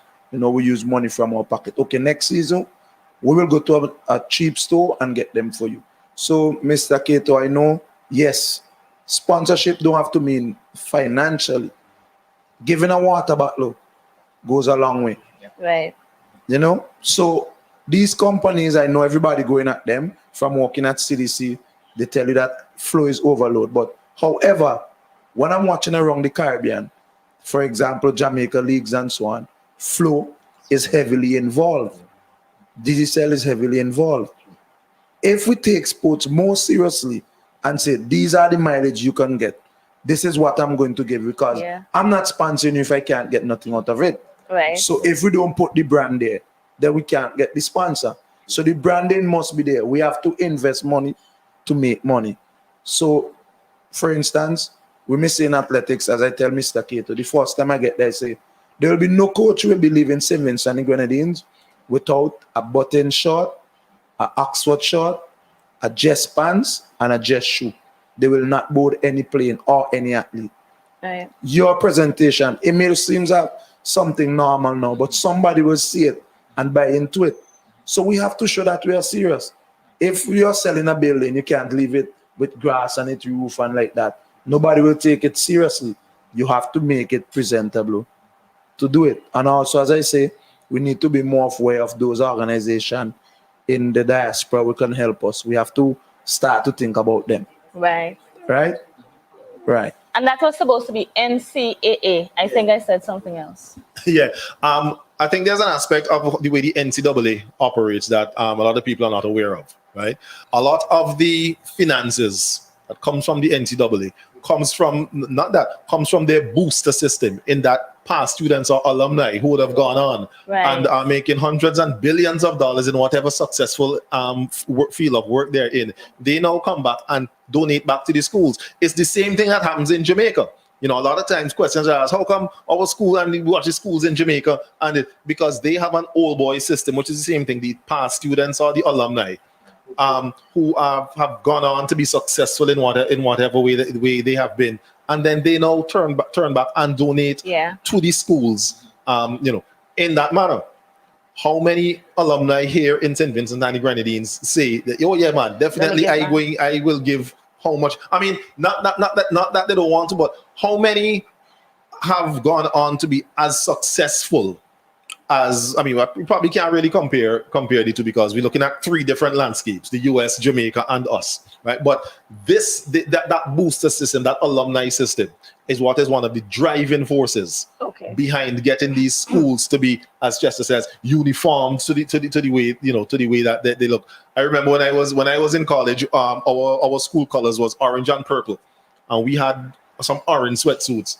And when we walked, there was one meet where we walked into the meet, and some of the other guys were kind of like, wait, the University of Tennessee is here? No, University of Tennessee is a school that is 50 times bigger than the other small schools that were at this meet. But because they just saw the orange, they immediately associated that with this particular school. So the uniformity, it does help. So these are the things. When you get this booster system, is what can drive what drives this. I would love to see past student, and I don't mean past students associations. I'd like to see very active past student associations in all the schools. A lot of people like to look at I always draw this comparison when it comes to sports, the athletics term, and then the way that the girls' high school past students and alumni kind of get on social media and the war starts, right? And then people look at them and like, what does do them do? Well, hello, you could do it too. Yes. You could do it too. What the camera on me? You could do it too. All right, do it too. Make noise for your old house. Yes. Whichever school you went to, make noise, rile up people, and get that drive and that fervor going. Agreed. There's nothing to say that anybody else can't do it. We don't have to sit back and watch high school and ask want to do it. Want to them. No, want to all you. Do it too. Yes, agreed. And we have just 5 minutes left, but I want to ask Ms. Wiley a question that was sent via email. Do we believe that enough emphasis is placed on ensuring that structured sports programs are incorporated within the primary schools? Qualified PE teachers, for example, and you spoke a lot about teaching, and Mr. Morgan also touched on it. But what do you think about that? When it comes to the primary school, I don't think enough is being done for the development of the children, because sometimes even from the kindergarten and up, I believe children learn through play. However, if you have to choose between playtime and English, the school will tend to give you the English over the play. When Mr. Marketa will have mentioned, when you reach to grade 6, they cut sports out completely. So they focus more on pushing the information into the children, the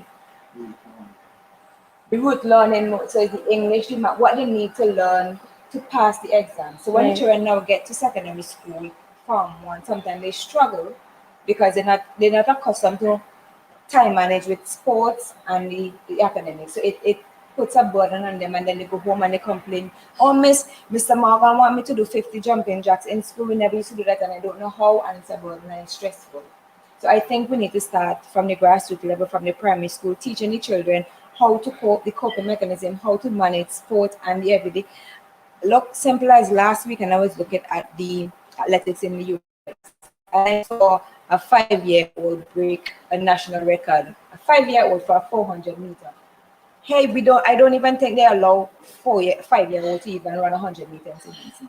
Right. And I think, they say, you got to protect them. You can't have them running these long distances. So, and I think that's one of the disadvantages we have, because we tend to shy away from, giving the children the opportunity to see how far they can go and they drive and they push the endurance that they may have, because we ourselves are scared, because a lot of parents tend to want to live their life to their children. They don't allow them to develop and push for what they themselves want, but we try to protect them by pulling them away from things that we figure may affect them and not allowing them to come to their full potential.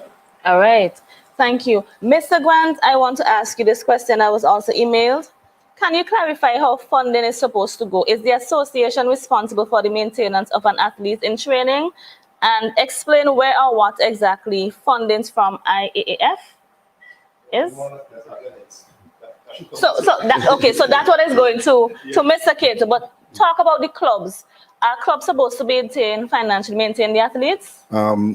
The Footballers in your case. Well, the development of a footballer is really and truly the club's responsibility, right? Clubs need to see a player as an investment. Because the true reality about it is that when a player make it internationally, it's the club who benefit financially. The federation doesn't benefit financially. But what the federation does is facilitate the development process, right? Well, facilitate it by helping clubs with their grassroots programs, their youth programs, right up to their senior level. And as I mentioned before, we are in a time of restructuring where that there are changes that really need to be made, so at least that our football development can start from our grassroots, go right up to the top. We have created a player pathway, where we have the coaches pathway. So these are systems that already start to be put in place so that anyone involved in football, they will get a much more better understanding of their role and their function and what is expected of them. But really and truly, we have been working with clubs. I must say, within the last set of years, clubs have benefited greatly financially from the Football Federation, and we just hope and pray that the clubs really put this finance gain that they got over the last few years into the development of the athletes. Yeah. Wonderful. So we've taken our final response for the question. So for athletics. Right. The thing is that World Athletics is not making the amount of money that football is making based on its popularity and the different clubs within. For example, in England, you have a football league that pays back to the association. So the World Athletics funding is one funding per year, but now they are telling you it used to be $40,000 a year. Now it goes to $20,000 US. Now they are telling you how we're gonna spend that. So for this year, it have to go into competition and grassroots program. So at presently, we are looking to buy equipment to facilitate the competition at the National Stadium that was just built. Right. We are still yet to have stands or somewhere to store these equipment. So that funding has to go there, and you have to show proof that you spend that money there. For the grassroots program, we are now looking at relaunching, which I'm part of with World Athletics, of the Kids in Athletics program. They just relaunched it. I was part of the person who developed jails and gave my expertise there. And we're looking to use the Diamond Era and Stubbs as a hub for that development. So the World Athletics funding is not that great. Sometimes we have to look for funding from the NOC, which is the National Olympic Committee. Right. We are not fortunate to say we have a lot of money. However, there are competition where they give you grants, but they select sometime like the Olympic Solidarity Scholarship. Now you send forward 5 athletes' name from all the different sports. It does not mean to say that you at athletics will get it. They are saying, okay, in the next 4 years, can Cato make it to the Olympics? If they feel he can't make it with training and so on, they won't give it to him. They may give it to swimmers. So the funding is not there, as people may think it's there. Okay. And we don't have a way of regaining funds. And mind you, at the secondary school level, athletics is the only sports that give you finance for winning. Right. Okay. No other sport does. So you are the winner, you got some money, and then you can use it to buy back equipment for your school. Okay. So we've heard. Yeah. I just wanted to say that this has been a cry that we have heard, especially from the association level. But the fact of the matter is, the absolute fact is that there's no national association that takes a responsibility for an individual athlete's training. All right. In Jamaica, in the US, even these big time athletes, there's personal sponsors. That is why these athletes, when they turn pro, they want to say when they finish college, they want to go pro, because the sponsors now, the Puma, the Adidas, whoever it is, are the ones that fund their training. They can pay the coach, pay somewhere to live, all the things that come with this. No athletic association does that. None. All right. Jamaica Federation doesn't do it. The US Track and Field doesn't do it. It is not simply not done and it's unfortunate, but it's just the way it is. And we talk in Jamaica, we talk in US, we're talking about federations that if they generate any kind of money, I'll probably generated hundreds of thousands, if not millions of dollars. Team Athletics in Vincent and the Grenadines, no way, no how. So right. I'm sorry, but it is a hard pill to swallow, but you have to swallow it. No country's athletic association funds any athletes training. Okay. All right, so we have come to the end of a wonderful program. Right before we leave, I just want to get at least one sentence from each panelist, bigging up, sending love, congratulating, and wishing our athletes all the best. We have Dexroy Crease, we have Shafika Maloney, we have a number of them. So we're starting from Mr. Caton, we're coming right around. We have Vinci here to big up, we have the Cricket Association, we have our netballers. Just send some love to our athletes and let's leave. All right. Well, I'll tell you what. I know Dexroy Crease, Wani, was known more for his dancing and whining than his actual swimming, but I think his inclusion has really now shone a light on Special Olympics and Paralympics. So an extra special big up has to go with him. Go to him. Shafika has been doing tremendously for this entire season. She's been on a roll. I really just hope that continues, especially in Tokyo. I've been telling her I want a new national record, so please give it to me. So I can update our Team Athletics website. I am looking personally for a national record from Shafika Maloney in the 800.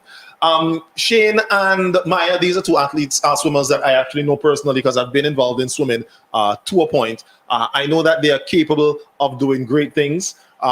Nicholas went to, I think it was Sydney in the last, not the last one. Oh, Rio. He was in Rio, in Rio. And his swim really captured the attention of folks. So now we have two more folks, and in Shane and Maya. And I know that they are going to go out there and put their best, arm or foot or whatever it is forward. So yeah, from me, I just want to wish them all the best. And I think they would know that it would be a genuine sentiment. Wonderful. Mr. Morgan. Yes, I just want to say best of luck to all the athletes who are going to represent us at the Olympics. But I also want to say congrats to all the athletes who did well in NACAC under 18 under 23 championship. Yes. And we must also say congrats and well done for the coaches for have done a hard job for the season. Season is over, but we're still working. Yeah. So congrats to them, and swimming, everybody who is involved. We are one nation. So whether the swimmers swimming, we're from athletics, we jumping. Right. So don't care where the medal come from. It's a fun fact. We have never had a finalist at the Olympic Games.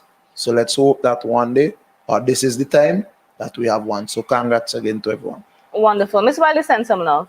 Yes, I want to say congratulations, and to each of the athletes, use this as an opportunity to showcase your talent and also your country, and especially for Wani, to show everyone that your disability does not prevent you from participating or reaching the highest level in anything. And he's also from my community, so he has our support. Yes. And I want to say congrats and continue to do their best, and they have our support behind them 100%. Wonderful.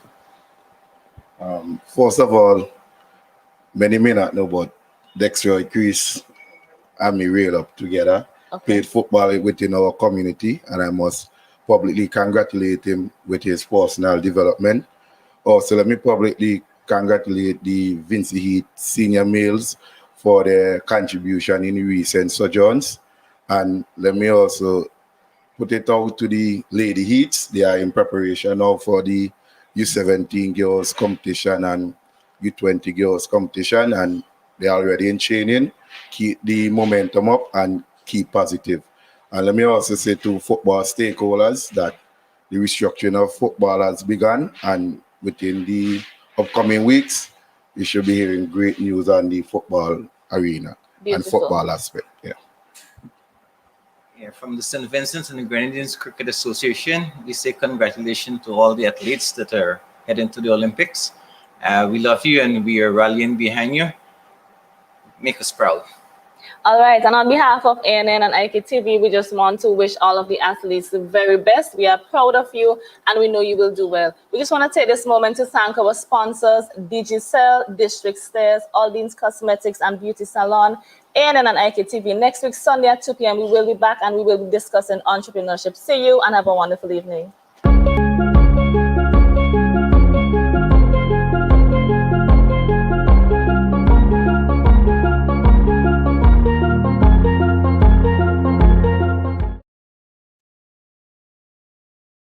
Isn't it good to know that no matter where you are, you're covered? Covered by a company owned by Vincentians that understands your unique insurance needs. At Metrosint General Insurance Company, we've invested 50 years of service to guarantee that you have the peace of mind that you deserve. When it comes to motor vehicle, property, employer's liability, business insurance, and much more, we've got you covered. Our professional and friendly staff understands your needs and ensures you understand your options. Metrosint General Insurance Company.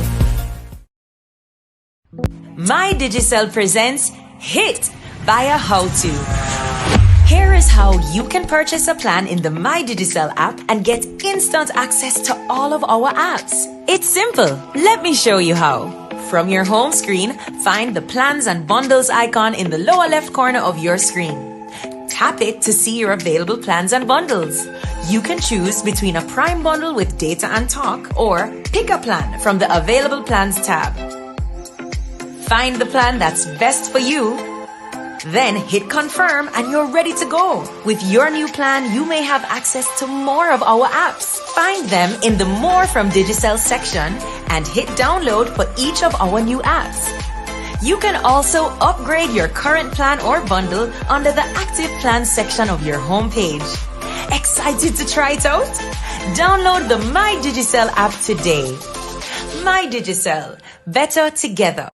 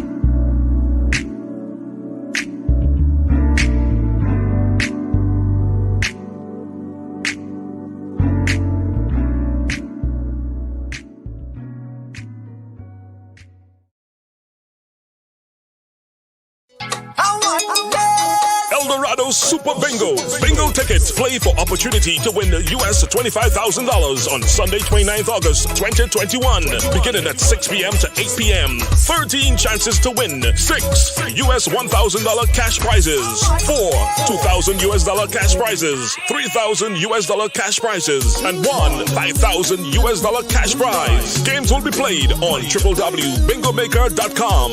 Login and access information would be provided upon purchase. Proceeds from this event goes towards a worthy cause. August 29th, Eldorado Super Bingo.